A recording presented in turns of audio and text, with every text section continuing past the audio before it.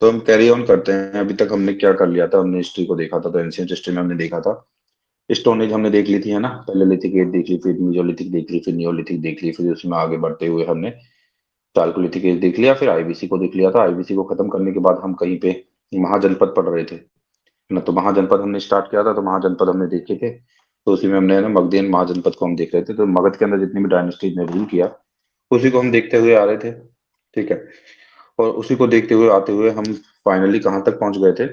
I think हम पहुंच गए थे, मुझे देखना पड़ेगा, जस्ट अ मिनट। ओके। तो इसको फॉलो करते हुए हम आ गए थे। स्टार्टिंग हमने कर दी थी बिंबिसार से ही। और बिंबिसार हरिनक जो डायनेस्टी थे उससे थे, है ना। उसके बाद आपकी शिशु जो है नागजो डायनेस्टी है। ठीक है, शिशु नाग डायनेस्टी हमने देख ली थी। उसके बाद नंदा डायनेस्टी हमने देख ली थी। मौर्य डायनेस्टी भी हमने देख ली थी। मौर्य डायनेस्टी को ही एक्चुअली हम देख रहे थे। तो उसमें हमने चंद्रगुप्त मौर्य वगैरह इन सबको हमने देखा था। उसी में हम आगे चलते हैं थोड़ा, है ना। तो ये यदि हम जीनोलॉजी को देखना चाहे, एक्चुअली में जीनोलॉजी क्या होती है, वही है ना, पूरा जो हायरार्की है उसको इसकी स्टडी जीनोलॉजी बोली जाती है एक तरीके से, है ना। तो राष्ट्र लास्ट जो रूलर रहे हैं किससे, मौर्य वंश से जो लास्ट रूलर रहे वो रहे थे बृहदत्त। तो बृहदत्त जो थे लास्ट रूलर थे। ठीक है। तो आपकी स्टार्ट कहाँ से हुआ था, स्टार्ट तो आपका चंद्रगुप्त मौर्य करते हैं मौर्य डायनेस्टी को। फिर उसके बाद आपके बिंदुसार आते हैं, बिंदुसार के बाद अशोक आते हैं, अशोक के बाद कुछ और वीक फॉलोअर्स होते हैं, वीक सक्सेसर होते हैं अशोक अशोक के, छोटे छोटे पीरियड के लिए। एंड फाइनली जो लास्ट किंग बताया जाता है मौर्यन डायनेस्टी के, वो बताए जाते हैं बृहदत्त। ठीक है। तो एक्चुअली में बृहदत्त जो हैं उनको उनके जो सेनापति होंगे खुद, है ना, तो वही खत्म वो करेंगे उनको ना। ठीक है। तो अब थोड़ा सा हम देख लेते हैं इनका क्या क्या कॉन्ट्रीब्यूशन रहा है। लाइक चंद्रगुप्त मौर्य का क्या कॉन्ट्रीब्यूशन रहा, बिंदुसार का क्या कॉन्ट्रीब्यूशन रहा। सुंगा डायनेस्टी आने वाली है ना, तो सुंगा डायनेस्टी मतलब पुष्यमित्र सुंगा से पहले हम इनके कंट्रीब्यूशन को देख लेते हैं, क्योंकि क्वेश्चन यहाँ से बनते हैं। थोड़ा इनका टाइम पीरियड भी याद रखना। तो कहीं ना कहीं पे 322 322 बीसी के आसपास से स्टार्ट होता है पूरा सिस्टम।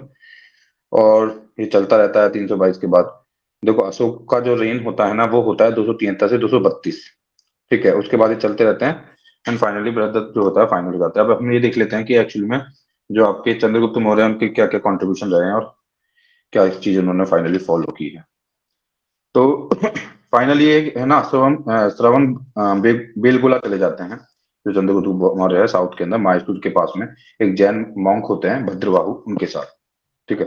तो भद्रबाहु के साथ ये कहाँ चले गए, ये चले गए आपके साउथ के अंदर। और वहां पे जाके सल्लेखना कर लेते हैं। ठीक है। सल्लेखना एक रिचुअल होता है, आपको पता है ना, काफी लाइमलाइट में था ये भी 2016-17 के आसपास।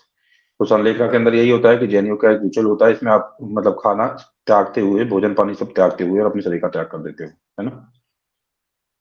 तो बताते हैं कि भद्रबाहु केव है एक, वहीं पर इन्होंने फास्ट लास्ट में है ना, मतलब अपनी डेथ हुई थी इनकी, डाइड किए थे फास्टिंग करते हुए। ठीक है। कल भी मैंने एक बात आपको साफ साफ बता दी थी कि चंद्रगुप्त मौर्य ने जैनिज्म फॉलो किया है, बिंदुसार ने आजीविका सेक्ट को फॉलो किया है, अशोक ने बुद्धिज्म को फॉलो किया है। वैसे अशोक ने ऐसा नहीं कि बुद्धिज्म डायरेक्ट फॉलो कर लिया, उन्होंने काफी एक लॉन्ग प्रोसेस अपनाया था, उसको देखेंगे हम उसमें पूरा, है ना। तो या तो इन्होंने क्या किया, चंद्रगुप्त मौर्य ने अपना रिलीजन जो है जैनिज्म अपनाया और फिर बिंदुसार को सब कुछ देके अपने पुत्र को चले गए नीचे साउथ में। ठीक है। अब ये जो है इनके इनके टाइम पे और क्या हुआ था, मैग्निस्नीज को भेजा गया था इनके टाइम पे। मैंने बताया था ना कि भाई अलेक्जेंडर आते हैं, अलेक्जेंडर यहाँ से जीतते हैं, जीत के चले जाते हैं यहाँ पे अपना गवर्नर बना के चले जाते हैं। उनका जो गवर्नर यहाँ पे होता है वो सेल्यूकस निकेटर होता है। सेल्यूकस निकेटर को मिला के फिर एक ग्रीक एम्बेसडर को भेजता है मैग्निस्नीज को, किसके कोर्ट में, चंद्रगुप्त मौर्य के कोर्ट में। इस चीज को आपको ध्यान रखना है। ठीक है। और ये सेल्यूकस निकेटर है ना सीड भी कर देता है अपनी टेरिटरी को। ट्रांस इंडस टेरिटरी जो होती है उसे मौर्यन एम्पायर को सीड भी कर देता है सेल्यूकस निकेटर एक ट्रीटी के थ्रू। ठीक है। और लगभग 305 बीसी के आसपास आपका जो है उसको हराते हैं, है ना, किसको, सेल्यूकस निकेटर को हराते हैं, कौन, चंद्रगुप्त मौर्य। तो चंद्रगुप्त मौर्य ने सेल्यूकस निकेटर को 305 बीसी के आसपास हराया है, फिर ट्रीटी वगैरह हुई है, कुछ कुछ ऐसा हुआ है। ठीक है। और ये सबको पता है कि वो फाउंडर थे, है ना, चंद्रगुप्त मौर्य हैं जो कौन सी डायनेस्टी के, मॉडर्न डायनेस्टी के। ठीक है। अब ये हो गए आपके चंद्रगुप्त मौर्य, मेजर मेजर चीजें देख ली हैं। इन्होंने जैन धर्म को फॉलो किया है, सल देखना इन्होंने किया है। और इन्होंने है ना जो है सेल्यूकस निकेटर को हराया भी है। मैग्नस इन्हीं के टाइम पे आए हैं कोर्ट के अंदर, ग्रीक एम्बेसडर हुआ करते थे ये। और इन्होंने जैनिज्म को फॉलो किया है। भद्रबाहु के साथ ही साउथ में गए थे। तो यहीं से कोई भी क्वेश्चन बन सकता है, काफी सारे क्वेश्चन यहाँ से बन सकते हैं, यहाँ से ना, कि लाइक कौन से मौर्य शासक थे जो कि भद्रबाहु के साथ साउथ में जाके और जैन धर्म को अपनाते हैं और संलेखना करते हैं। तो वो थे चंद्रगुप्त मौर्य। अब हम बात करते हैं बिंदुसार की। तो चंद्रगुप्त मौर्य की टाइमिंग को भी थोड़ा याद रखना है ना। 322 बीसी से 298 बीसी तक, ठीक है। तो अराउंड 24 ईयर्स का टाइम था इनका। उसके बाद हम बिंदुसार की यदि बातें करें तो बिंदुसार रहते हैं 298 से 273 बीसी तक। देखो बिंदुनाथ का दूसरा नाम भी था अमित्र गाथा, ठीक है, अमित्र गाथा। अमित्र गाथा का मतलब क्या होता है? इसका मतलब होता है slayer of enemies by Greek. मतलब ग्रीक ने इनको नाम दिया था जो भी था। तो ये स्लेयर ऑफ एनिमीज मतलब एनिमीज को जो मार देते हैं वो, इस तरीके का इनका नाम था अमित्र गाथा। और इन्होंने आजीविका सेक्ट को फॉलो किया है, ठीक है। और इनके टाइम पे क्या हुआ है, सीरियन रिलेशनशिप रहे हैं इनके। सीरिया के जो राजा थे ना उनके साथ इनके कुछ कुछ रिलेशनशिप रहे हैं। लाइक सीरिया के उस टाइम पे एक किंग थे, है ना। सीरिया के किंग कौन थे? एंटियोकस। एंटियोकस फर्स्ट थे। उन्होंने भेजा था डेमकस एज ए एम्बेसडर। तो आपको ध्यान रखना है बिंदुसार के टाइम पे डेमकस एक एम्बेसडर आते हैं जो कि सीरियन एम्बेसडर थे। उनके किंग जो थे एंटियोकस ने उनको भेजा था। एंटियोकस फर्स्ट ने डेमकस को भेजा था at the time of Bindusara, ठीक है। और तो ये आपको थोड़ा इंपॉर्टेंट हो जाता है, याद रखना है, ठीक है। और उस टाइम पे मतलब कि है ना बिंदुसार ने एंटियोकस को लिखा भी था sweet wine dried figs and sophist, मतलब ऐसी चीजों को मंगवाने के लिए कुछ कुछ लिखा था, लेटर वगैरह कुछ लिखा होगा ऐसे बताते हैं, ठीक है। तो यही है बिंदुसार के बारे में, और कुछ स्पेसिफिक है नहीं कुछ बहुत ज्यादा। तो आपको जो बिंदुसार को समाप्ति यदि मैं करूँ तो वो इनको अमित्र गाथा भी बोला जाता था। तो कभी पूछा जाए कि अमित्र गाथा किस मौर्यन रूलर को बोला जाता है, तो वो क्या थे? बिंदुसार थे, फादर ऑफ अशोका। उसके बाद इनके टाइम पे ना सीरिया से एंटियोकस जो है किंग ने लेमेकस को भेजा है एज एम्बेसडर, ठीक है। तो ये अब आ जाएंगे अशोका द ग्रेट। तो अशोका द ग्रेट 273 से 232 बीसी। तो बिंदुसारा की जब डेथ हो जाती है उस टाइम पे अशोका गवर्नर होते हैं तक्षशिला उज्जैन की। तक्षशिला और उज्जैन की। तक्षशिला तो आपको पता है, तक्षशिला तो बिल्कुल अफगानिस्तान के आसपास चला गया। और उज्जैन आपका उज्जैन में है ही, एमपी के आसपास। तो ये दो जगह के गवर्नर थे, है ना। तो जैसे बिंदुसार की डेथ हो जाती है तो फिर 4 साल तक स्ट्रगल चलता है इनका, सक्सेशन का स्ट्रगल। कौन होगा? बहुत सारे भाई होते हैं ना इनके, तो बताते हैं कि ये एक है ना साइलोन जो है श्रीलंका को बोलते हैं, साइलोन की क्रॉनिकल्स है, आपको पता हो तो बुद्धिस्ट क्रॉनिकल्स है। दीपवंसा और महावंसा, हमने कल भी इसकी बात की थी। उसमें लिखा हुआ है कि अशोक ने कैप्चर करके, नहीं अशोक ने पावर कैप्चर करने के लिए अपने 99 जो ब्रदर्स हैं उनको किल किया था, उनको मारा था, ऐसा बताया जाता है। तो बताते हैं कि उनको एक्चुअली में 4 साल लग गए और पूरा पूरा सिस्टम खत्म होने में, मतलब इधर से रूलर बनने के अंदर, किंग बनने के अंदर। फिर फाइनली उन्होंने 261 बीसी में कलिंग का वॉर लड़ा है उन्होंने, ठीक है। जिसमें वो विक्टोरियस रहे थे कलिंगा में, ठीक है। तो कलिंगा वॉर ने उनका हृदय परिवर्तन कर दिया था, बताते हैं काफी हद तक, ठीक है। तो ये दया दया रिवर के किनारे जो कलिंग के अंदर है ना, वहां पे वॉर लड़ा गया था, ठीक है। और इसमें कितना डेथ हुआ, इतना डिस्ट्रक्शन हुआ, इतना वॉयलेंस हुआ, इतना ब्लडशेड हुआ कि परमानेंट इम्पैक्ट मतलब क्रिएट कर दिया इस चीज ने अशोका के ऊपर। अशोका ने अपना है ना दिग्विजय को धम्म विजय में कन्वर्ट कर दिया। तो बैटल ऑफ कनिका के बाद अशोका दिग्विजय को धम्म विजय में, मतलब धम्मा विजय मतलब धम्म की धूम में जीतूंगा, उसके अंदर कन्वर्ट कर दिया चीजों को, ठीक है। और ठीक है, तो उन्होंने धम्म विजय का कब से स्टार्ट किया है? कलिंगा की वॉर के बाद। अभी बुद्धिज्म की तरफ कैसे जाते हैं ना अशोका, उसको देखते हैं थोड़ा सा, किस तरह से शिफ्ट होते हैं बुद्धिज्म की तरफ। तो जो कन्वर्जन था ना बुद्धिज्म की तरफ इनका, वो ग्रेजुअल था, इमीडिएट नहीं था। धीरे धीरे गए हैं ये, मतलब बुद्धिज्म की तरफ जो गए हैं वो। तो ये सबसे पहले तो क्या बने थे? ही बिकेम द शाक्य उपासका, ठीक है। ले डिसाइपल बोलते हैं इसको, शाक्य उपासका बने ये पहले, है ना। फिर उसके बाद 2 ढाई साल बाद ये भिक्षु बने, भिक्षु बौंक बौद्ध भिक्षु बने, ठीक है। फिर उसके बाद ही आई थिंक इन्होंने हंटिंग वंटिंग छोड़ दी, है ना। आई थिंक क्या, हाँ इन्होंने हंटिंग वगैरह छोड़ दी। और फिर ये इन्होंने बौद्ध गया को विजिट किया है, ठीक है। और बुद्धिज्म उनका ना, उनका पर्सनल बिलीफ था। पर्सनल बिलीफ था, ऐसे थोपा नहीं करते थे वो ना, बिलीफ था उनका पर्सनल, ठीक है। और उनके उनके द्वारा जो धर्म चलाया जाएगा ना एक्चुअल में, है ना, उनका वो जो धर्म स्टार्ट करेंगे, धम्मा जो होगा, वो धम्मा ऐसा नहीं होगा पूरा बुद्धिज्म होगा, वो काफी अलग होगा बुद्धिज्म से, है ना। तो कभी आप सीधा धम्मा को बुद्धिज्म मत मान लेना, उनका खुद का अलग का एक धम्मा चला था, वो अलग था काफी हद तक, डायरेक्ट बुद्धिज्म नहीं था वो। अब देखते हैं अशोका बुद्धिज्म के बीच में क्या बॉन्डिंग थी, है ना। तो बुद्धिस्ट मॉन्क थे एक, उपा गुप्ता, ठीक है। जिनको निग्रोध भी बोलते हैं, निग्रोध भी नाम था, या उपागुप्ता बोल दो आप, बुद्धिस्ट मॉन्क थे, ठीक है। तो उनसे काफी प्रभावित थे ना, उनसे काफी प्रभावित हुए थे। तो क्या बताया, कभी क्वेश्चन आता है कि किससे प्रभावित हुए थे, तो उपागुप्ता है उनका नाम, ठीक है। फिर बाद में वो मिलते हैं, एक दूसरा है ना, और मतलब बुद्धिज्म से जुड़े हुए हैं, एक दूसरा मोगालीपुट्टा। तो मोगालीपुट्टा जो है, मोगालीपुट्टा, MOGGLIPUTTA, मोगालीपुट्टा से ये मिलते हैं, ठीक है। और वो उनका उनका मेंटर बन जाता है, मोगालीपुट्टा, उपागुप्ता, पहले उपागुप्ता फिर मोगालीपुट्टा, ठीक है। फिर इन्होंने जो बुद्धा बुद्धा का जहाँ जन्म हुआ था, लुम्बिनी गार्डन, कपिल वस्तु के पास, ठीक है, वहां का इन्होंने ट्रेवल भी किया है, ठीक है। और फिर वहां पे आपको पता हो तो काफी चीजें उन्होंने टैक्सेशन वैक्सेशन में रिलीफ भी दे दिया था, वो हम पढ़ लेंगे आगे भी। अब इनके एफर्ट्स क्या थे स्प्रेड करने के लिए बुद्धिज्म को? तो सिंपल सी बात है, इन्होंने मिशन के ऊपर श्रीलंका के अंदर भेजा था अपने पुत्र महेंद्र और डॉटर संघामित्रा को, ठीक है, who planted the branch of the original Bodhi tree.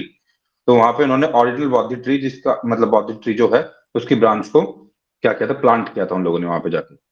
और उन्होंने कुछ स्पेशल ऑफिसर्स भी बनाए थे, जिनको बोलते थे धर्म महामात्राज, धर्म महामात्राज, ठीक है। इनका काम क्या था, प्रोग्रेस ऑफ धम्मा था इनका काम, ठीक है। और इनके टाइम पे थर्ड बुद्धिस्ट काउंसिल भी की गई है, इसके टाइम पे, अशोक के टाइम के ऊपर, पाटलिपुत्र के अंदर 240 BC के आसपास, है ना। तो इन्होंने करवाई है, और इसको प्रोजाइड किसने किया था, उन्हीं ने किया था, मोगालीपुत्ता तिस्सा ने। मोगालीपुत्ता तिस्सा जो इनके मेंटर बने थे, उन्होंने इसी को प्रोजाइड किया था, ठीक है। और अभिधम्म पिटका, अभिधम्म पिटाका जो है, वो एस्टेब्लिश की गई है उस टाइम पे, ठीक है। इस काउंसिल के अंदर हम देख लेते हैं चारों जो बुद्धिस्ट काउंसिल हुई है, कब हुई है, किसकी रेन में हुई है, किसने प्रेजाइड किया है, उसमें से क्या निकल के आया है। तो जो फर्स्ट बुद्धिस्ट काउंसिल हुई है, जैसा कि मैंने कल भी बताया था, वो 400 BC में राजगृह के अंदर होती है। और उसको पैट्रोनेज जो जिसके द्वारा दिया जाता है, वो होता है आपके अजात शत्रु, हरण्यक डायनेस्टी वाले, ठीक है। और इसको प्रेजाइड करते हैं महाकश्यप। तो फाइनली आपको याद रखना है, फर्स्ट बुद्धिस्ट काउंसिल 400 BC में होती है, राजगृह में होती है, इसके पैट्रोनेज होते हैं किंग अजात शत्रु। और इसको प्रेजाइड करते हैं आपके, कौन करते हैं, हर्णक डायनेस्टी के जो किंग अजात शत्रु, वो तो पैट्रोनेज हो गए, और प्रेजाइड करेंगे इसको, इसके प्रेसिडेंट जो रहेंगे, प्रेजाइड जो इसको करेंगे, वो होंगे महाकश्यप।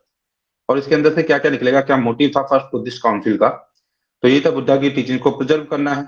उसके बाद विनय पिटका यहाँ से निकलता है, विनय पिटका और सुत्त पिटका। तो ध्यान रखना, विनय पिटका और सुत्त पिटका जो है वो यहाँ से निकल रहा है, और अभिधम्म पिटका जो है आपका, वो कहाँ से निकल रहा है, थर्ड काउंसिल से निकल रहा है। तो फर्स्ट काउंसिल से विनय पिटका और सुत्त पिटका, ठीक है, ये निकले हैं। फिर इसका सेकंड काउंसिल जो हुई है, वो 17 साल बाद 383 BC में वैशाली में हुई है। इसको पैट्रोनेज दिया है किंग कालाशोक ने, ठीक है। और ठीक है, और कालाशोक कौन से डायनेस्टी से थे, शिशुनाग डायनेस्टी से थे, ठीक है। और इसको प्रेजाइड किसने किया है, सबा कमी में, सबा कमी जो थे, उन्होंने इसको प्रेजाइड किया है, सबा कमी, ऐसे भी है KMI, सबा कमी। क्वेश्चन यहाँ से आते हैं, तो जैसे इतना ज्यादा बार बार बता रहा हूँ, क्योंकि कुछ भी पूछ लिया जाता है, किसने प्रेजाइड किया, किसने पैट्रोनेज दिया, है ना, कौन से बुद्धिस्ट काउंसिल से क्या निकला, ठीक है। तो इसमें क्या हुआ था एक्चुअली में, कि कुछ विनय पिटका के अंदर जो की निकली थी फर्स्ट बुद्धिस्ट काउंसिल से, उसमें कुछ डिस्प्यूट थे, उनको सेटल किया गया था, और एक कोड ऑफ डिसिप्लिन बनाया था। थर्ड बुद्धिस्ट काउंसिल अभी हमने पढ़ी है पाटलिपुत्र के अंदर 250 BC के अंदर, किंग अशोक के टाइम पे हुई है, जो कि मौर्यन डायनेस्टी की थे, और उसके जो प्रिजाइडिंग ऑफिसर थे, वो थे मोगालीपुत्ता तिस्सा, मोगालीपुत्ता तिस्सा, जो मैंने बता दिया है। यहाँ से अभिधम पिटका निकलेगा, ठीक है। अब तीनों के तीनों पिटका निकल चुके हैं, जो त्रिपिटक होते हैं ना एक्चुअली में बुद्धिज्म के अंदर, वो तीनों पिटक यहाँ तक निकल चुके हैं, third Buddhist council. Fourth Buddhist council, जो चौथी बुद्धिस्ट काउंसिल है, वो होगी आपकी 72 AD के अंदर, और ये कुंडलवन कश्मीर के अंदर होगी, है ना, कुंडलवन कश्मीर के अंदर आपकी फोर्थ बुद्धिस्ट काउंसिल होगी। किंग कनिष्क जो है ना, किंग कनिष्क, और कौन सी डायनेस्टी से थे किंग कनिष्क, कोई बताएगा? ठीक है, कुषाण डायनेस्टी से थे, ठीक है। तो वो होंगे, और इसको प्रेजाइड किया जाएगा दो लोगों के द्वारा, एक वासुमित्रा होंगे, एक घोषा होंगे, एज मतलब डिप्टी। तो जो मेन प्रेसिडेंट होंगे, जो प्रेजाइड करेंगे मेजरली, वो तो वासुमित्र करेंगे, और घोषा होंगे, वो एज ए डेप्यूटी इसको प्रेजाइड करेंगे, फोर्थ बुद्धिस्ट काउंसिल को। और ये फोर्थ बुद्धिस्ट काउंसिल के अंदर ही बुद्धिज्म दो भाग में टूट जाता है, महायान और हीनयान, ओके। तो ये मैंने चारों बुद्धिस्ट काउंसिल बता दी, जो कि वेरी वेरी वेरी इंपॉर्टेंट है, very very very very very important, okay, क्योंकि यहाँ से क्वेश्चन आने की पॉसिबिलिटी रहती है। अब थोड़ा अशोका द ग्रेट को देख लेते हैं, और थोड़ा कि अशोका का जो धम्मा था, जो धम्मा उन्होंने स्टार्ट किया था, वो क्या था। तो अशोका का धम्मा तो क्या था, was a way of life, एक जीवन जीने का तरीका था, एक कोड ऑफ कंडक्ट था, एक सेट ऑफ प्रिंसिपल्स था, ठीक है, जो कि वो सोचते थे कि लोगों को अडॉप्ट करना चाहिए और प्रैक्टिस करना चाहिए। तो बुद्धिज्म से अलग था, बुद्धिज्म अपने आप में अलग है। और जो अशोका का धम्मा था, वो एक वे ऑफ लाइफ था, एक कोड ऑफ कंडक्ट था, सेट ऑफ प्रिंसिपल्स थे उसमें, जो कि उनको लगता था कि लोगों को अडॉप्ट करने चाहिए। है ना। उसके अंदर कंसेप्ट था नॉन वायलेंस का, जो कि, है ना, काफी हद तक बुद्धा से सिमिलर था। नॉन वायलेंस का उनका जो कंसेप्ट था धम्मा के अंदर, ठीक है। Dhamma is not equal to Buddhism, ये ध्यान रखना आपको, है ना, ये ध्यान रखना। और साफ साफ लिखा हुआ है कि he did not equate Dhamma with Buddhist teaching. तो दोनों चीजें अलग अलग हैं, लेकिन सिमिलरिटी इनमें बहुत सारे प्रिंसिपल्स के अंदर है, ठीक है। और उन्होंने एक चीज निकाली कि भाई कॉन्क्वेस्ट करो through Dhamma instead of war. War की तुलना में यदि आपको कॉन्क्वेस्ट करना है तो धम्मा के थ्रू कॉन्क्वेस्ट करो। ये आपका अशोका ने बोला बाद में, ठीक है। और इसी के कुछ पॉइंट आते हैं कि भाई ह्यूमन ट्रीटमेंट होना चाहिए सर्वेंट्स का बाई मास्टर्स। ये उसमें लिखा हुआ है धम्मा में, जो आपका वे ऑफ लिविंग और कोड ऑफ कंडक्ट है, उसमें लिखा हुआ है कि ह्यूमन, है ना, ट्रीटमेंट मतलब बहुत ही सम्मान, मतलब ह्यूमन टाइप का ट्रीटमेंट, अच्छा ट्रीटमेंट होना चाहिए सर्वेंट्स का बाई मास्टर्स, और प्रिजनर्स का बाई गवर्नमेंट। यदि गवर्नमेंट प्रिजनर्स का कर रही है और यदि सर्वेंट्स का मास्टर कर रहा है तो वो ह्यूमन ट्रीटमेंट हो, ये धम्मा के अंदर लिखा हुआ, ठीक है। तो ऐसे और भी बहुत सारी चीजें लिखी हुई है धम्मा के अंदर, ठीक है। तो ये सारी बातें इसके अंदर आती है। इसमें लिखा हुआ है प्रोविजन ऑफ एनिमल सेक्रीफाइस, ठीक है। और ये सब चीजें इसके अंदर लिखी हुई है, ओके। फर्दर हम देखते हैं कि और क्या लिखा हुआ है धम्मा के अंदर ही। तो प्रैक्टिस ऑफ अहिंसा लिखा हुआ है, लव ऑफ ट्रूथ लिखा हुआ है, रेवरेंस फॉर टीचर लिखा हुआ है, सब कुछ धम्मा में लिखा हुआ है ना। Toleration, tolerance among all religious sections वगैरह, ये धम्मा के अंदर लिखा हुआ है। तो अब एक्सटेंट क्या था अशोका के एम्पायर का, वो देख लेते हैं कि कहाँ तक अशोका का एम्पायर फ्लरिश हो चुका था, फैल चुका था, ठीक है। तो बताते हैं कि साउथर्न मोस्ट जो बाउंड्री थी किंगडम्स की, अशोका की किंगडम्स की, वो कौन थी? चोला पांड्या, है ना, चोला पांड्या, है ना, सत्यपुत्रा और केलापुत्रा। ये है ना साउथर्न बाउंड्री थी इनके रूल की, मतलब वहां तक चले गए थे बिल्कुल, ठीक है। और जो राज तरंगिणी है उसमें लिखा हुआ है कि कश्मीर जो है मॉडर्न एम्पायर का पार्ट था, और नेपाल भी मॉडर्न एम्पायर के अंदर आता था। तो आपको देख सकते हो कि एक्सटेंट काफी बड़ा था, मतलब प्रेजेंट अफगानिस्तान से लेके, पाकिस्तान से लेके, नेपाल से लेके, कुछ पार्ट वर्मा का, मतलब म्यांमार इसका लेके, म्यांमार का लेके, साउथ में थोड़ा सा साउथ वाला एरिया छोड़ दो, उसके अलावा एंटायर मतलब पूरा अशोका का कॉन्क्वेस्ट हो गया था एक तरीके से बताते हैं, ठीक है। और ये काफी बड़े किंग थे, ठीक है। उनके लिए बोला जाता है the greatest of the Kings, ठीक है। तो ग्रेटेस्ट ऑफ द किंग रहे रहे हैं ये, ठीक है। तो फिर धम्मा को उन्होंने बाद में काफी फैलाया है। तो यही था अशोका के बारे में। 232 के आसपास अशोका की डेथ हो जाती है। जब उसके बाद उनकी डेथ डेथ हो जाती है तो उसके बाद जो आपका मॉडर्न एम्पायर है वो दो भागों में टूट जाता है, एक वेस्टर्न और एक ईस्टर्न पार्ट, ठीक है। अब यहाँ पे क्या हो गया, फॉरेनर्स के मतलब अटैक होने लग जाएंगे। लाइक यवनाज, है ना, यवनाज अटैक करेंगे वेस्टर्न साइड से, attacks of Yavanas and Greeks from the western side. जो मैं बता रहा हूँ कि भाई जो लेटर मॉडर्न है सिस्टम, वो दो भागों में टूट जाता है, जो कि मैंने आपको बताया। एक तो वेस्टर्न पार्ट, एक ईस्टर्न पार्ट। तो वेस्टर्न पार्ट को कौन रूल करते हैं? तो वेस्टर्न पार्ट को सन थे अशोक के, कुनाला, कुणाल करके उनके सन थे, वो लीड करेंगे वेस्टर्न पार्ट को, ठीक है। और उस टाइम पे लगातार इन्वेजन होगा, बैक्टीरियन का इन्वेजन होगा, ठीक है, वेस्टर्न पार्ट से। तो एम्पायर बहुत ही ज्यादा कोलैप्स हो जाएगा बाद में जाके। और ईस्टर्न पार्ट को रूल करेंगे उनके पौत्र थे, नो पुत्र नहीं, पौत्र, उनके जो ग्रैंडसन थे दशरथ, वो ईस्टर्न पार्ट को रूल करेंगे, ठीक है। तो जब तक तुंगा टेक ओवर नहीं कर लेंगे तब तक ये ईस्टर्न वाले पार्ट पे ही रूल करते रहेंगे, और बाद में बृहदत्त आएंगे और बृहदत्त से फिर जो आपकी तुंगा है वो टेक ओवर कर लेंगे। तो this is all about after Ashoka.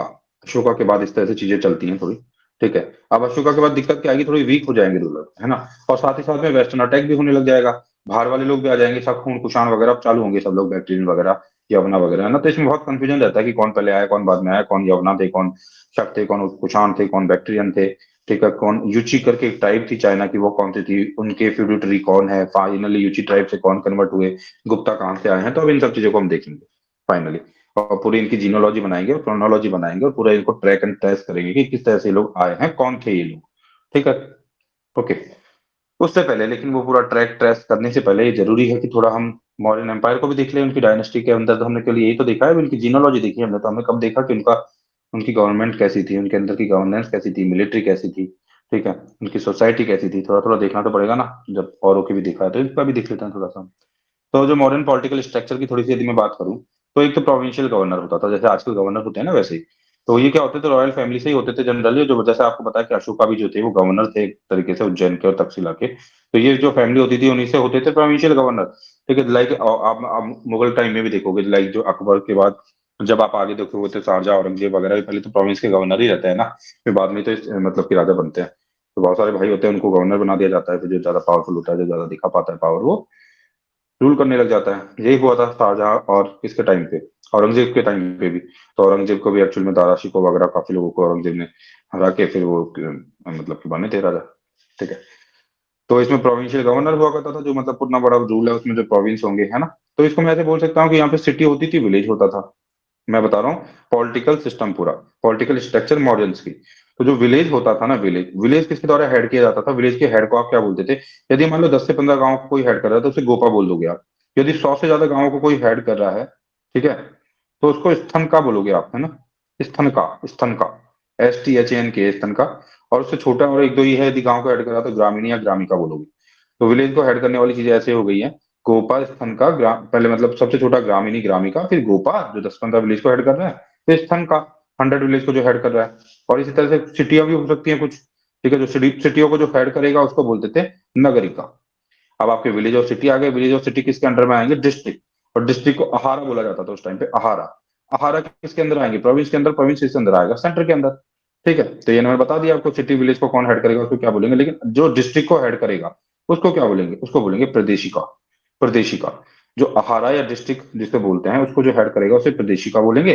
और जो गवर्नर जो प्रोविंस को हेड करेगा उसको आर्यपुत्रा भी बोलते हैं, और प्रोविंशियल गवर्नर्स भी बोल देते हैं। आर्यपुत्र भी बोलते हैं उसको। और जो सेंटर का हेड करेगा वो तो किंग होगा ही। और किंग को कौन कौन असिस्ट करेगा?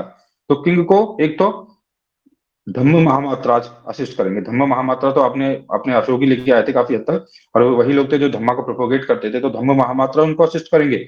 उसके अलावा भी बहुत सारे लोग असिस्ट करेंगे इनको। ठीक है, और कौन असिस्ट करेंगे इनको?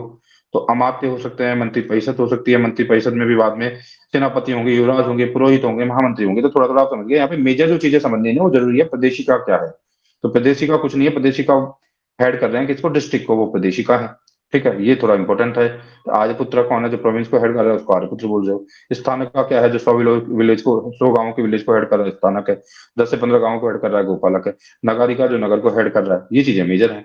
ठीक है, इनको तो को आपको ध्यान रखना है। तो ये आपको ध्यान रखना है थोड़ा ना। मंत्री परिषद भी थी, अमात्य वगैरह भी हुआ करते थे उस टाइम, है ना।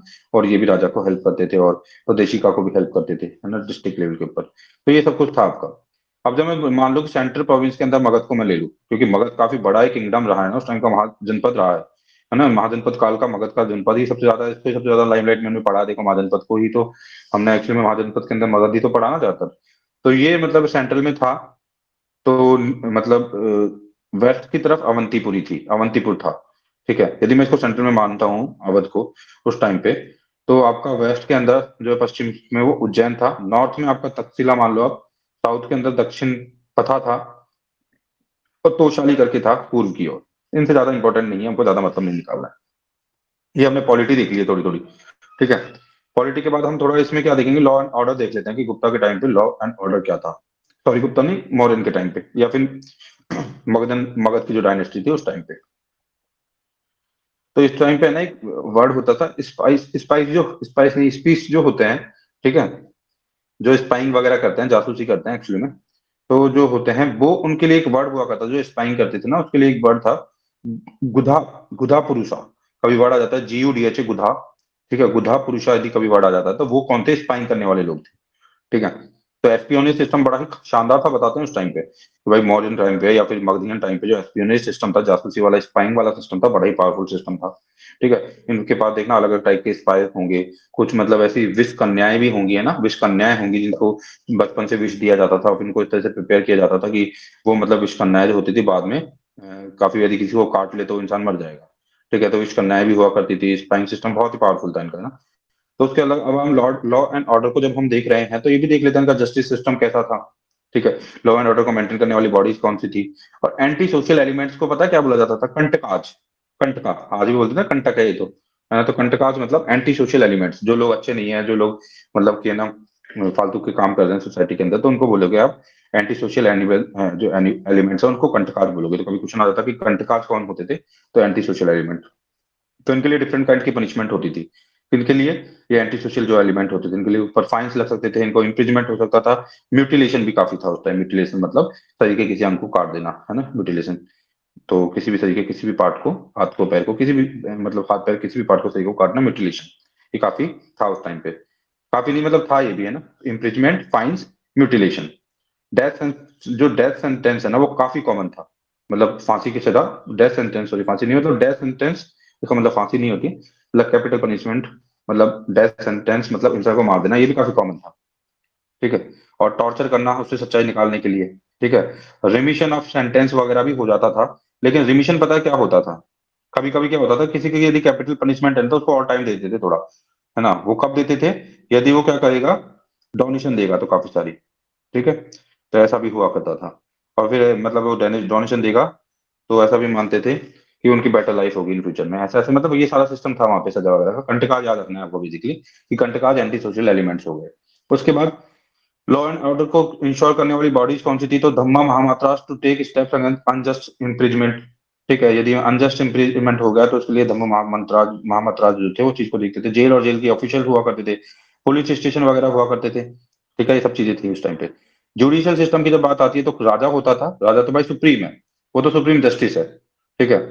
उसके अलावा जो होते थे, दो टाइप के कोर्ट हुआ करते थे उस टाइम पे, सिविल और क्रिमिनल कोर्ट, है ना। शिवानी, अनम्यूट हो गया है तुम्हारा, म्यूट कर लो एक बार। ओके। जो civil and criminal two type के कोर्ट्स होते थे, जो सिविल कोर्ट्स होते थे ना उनको आपको याद रखना है क्या बोलते थे, धर्म श्रेष्ठा। ठीक है। एक तरह से धर्म श्रेष्ठा जो है वो आपके सिविल कोर्ट होते थे। कभी पूछा जाए धर्म श्रेष्ठा क्या होते थे, सिविल कोर्ट होते थे। और कंटक शोधना, कंटक शोधना आपके क्रिमिनल केस होते थे, कि जो आप बोलते हो कंटक एंटी सोशल एलिमेंट्स को, तो उसी हिसाब से क्रिमिनल कोर्ट्स का नाम होता था कंटक शोधना। तो और जो उसके बाद में कुछ सबऑर्डिनेट कोर्ट्स होते थे और कुछ प्रोविंशियल भी होते थे, वो अमात्याज के अंदर होते थे। तो आपको ध्यान रखना है, कभी आ जाता है कि धर्म श्रेष्ठा क्या था, कभी दो वर्ड आ जाते हैं एंशिएंट हिस्ट्री से कि भाई धर्म श्रेष्ठा और कंटक शोधना ये क्या थे, और कोई इसमें आ जाता है इसमें कि ये ऐसा था ऐसा था ऐसा था, तो आपको बोलना है कि कोर्ट थे उस टाइम के, सिविल और क्रिमिनल कोर्ट। ठीक है। और उस टाइम पे जो है स्पीच जो थे, मतलब जो स्पाइंग किया करते थे, उसमें दो टाइप की स्पीच होती थी। ठीक है।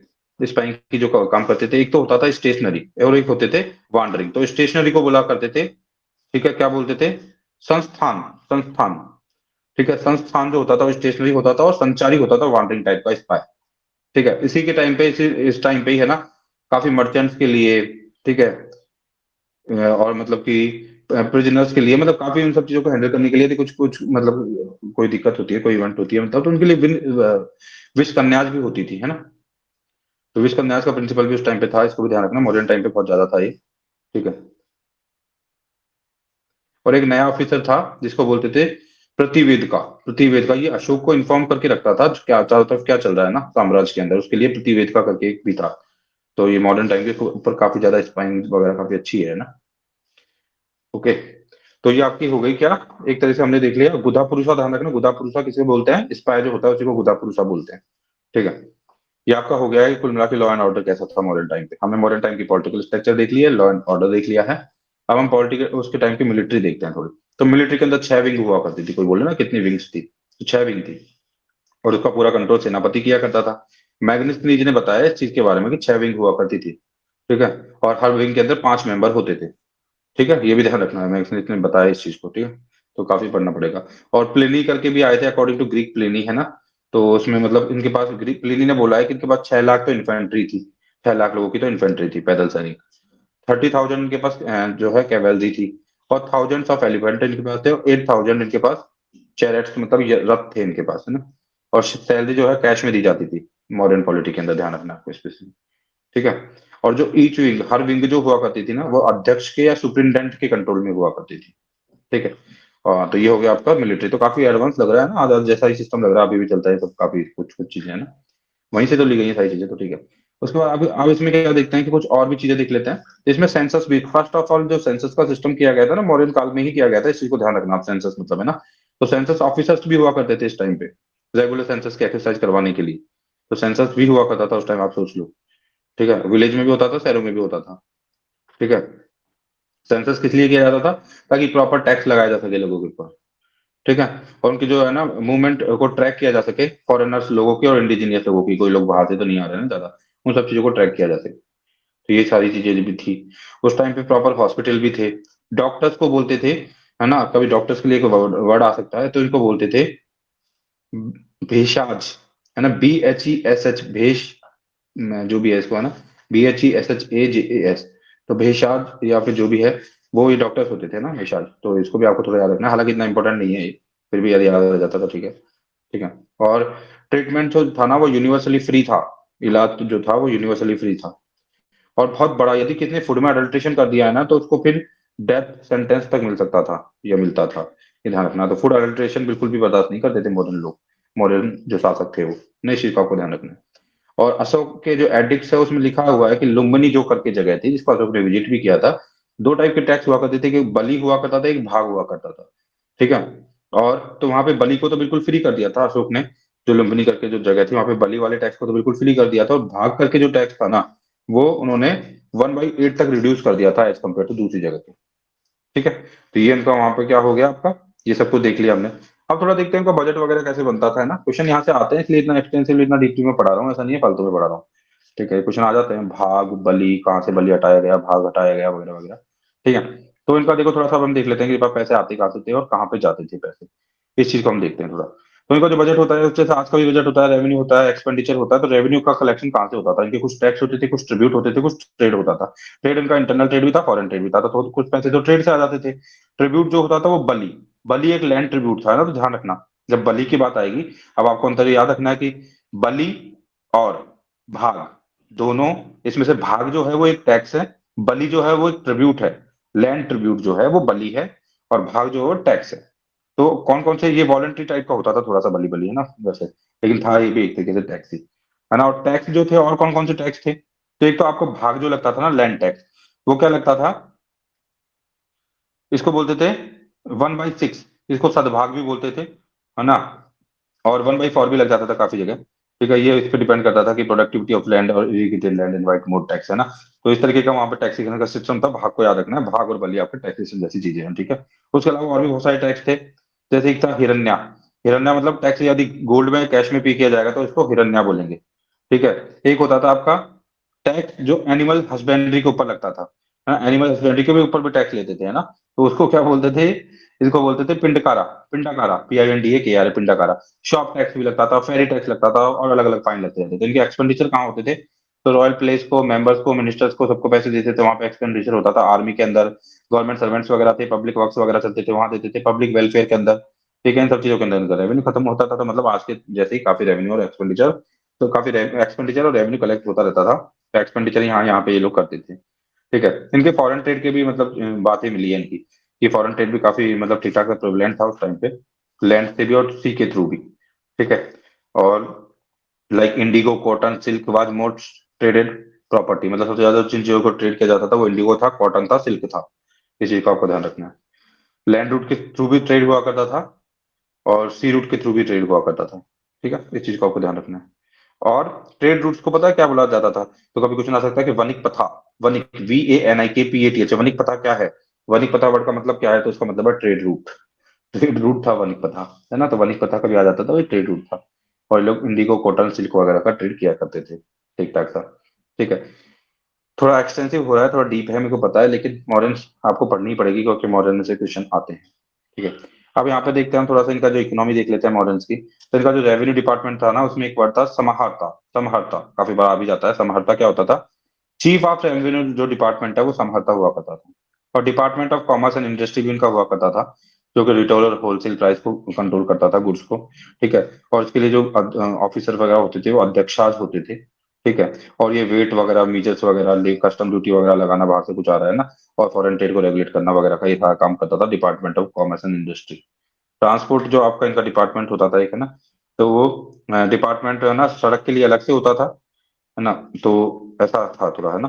तो ये आपको ध्यान रखना है इकोनॉमी को। इकोनॉमी के अंदर थोड़ा कास्ट सिस्टम देख लेते हैं उनके यहाँ पे, कि कास्ट सिस्टम कैसा था उस टाइम पे। देखो कास्ट सिस्टम जो था ना, उसको मैग्नस ने बताया भी है उसके बारे में। ठीक है। इस उनके अकॉर्डिंग है ना, कास्ट सिस्टम काफी प्रेवलेंट था उस टाइम पे।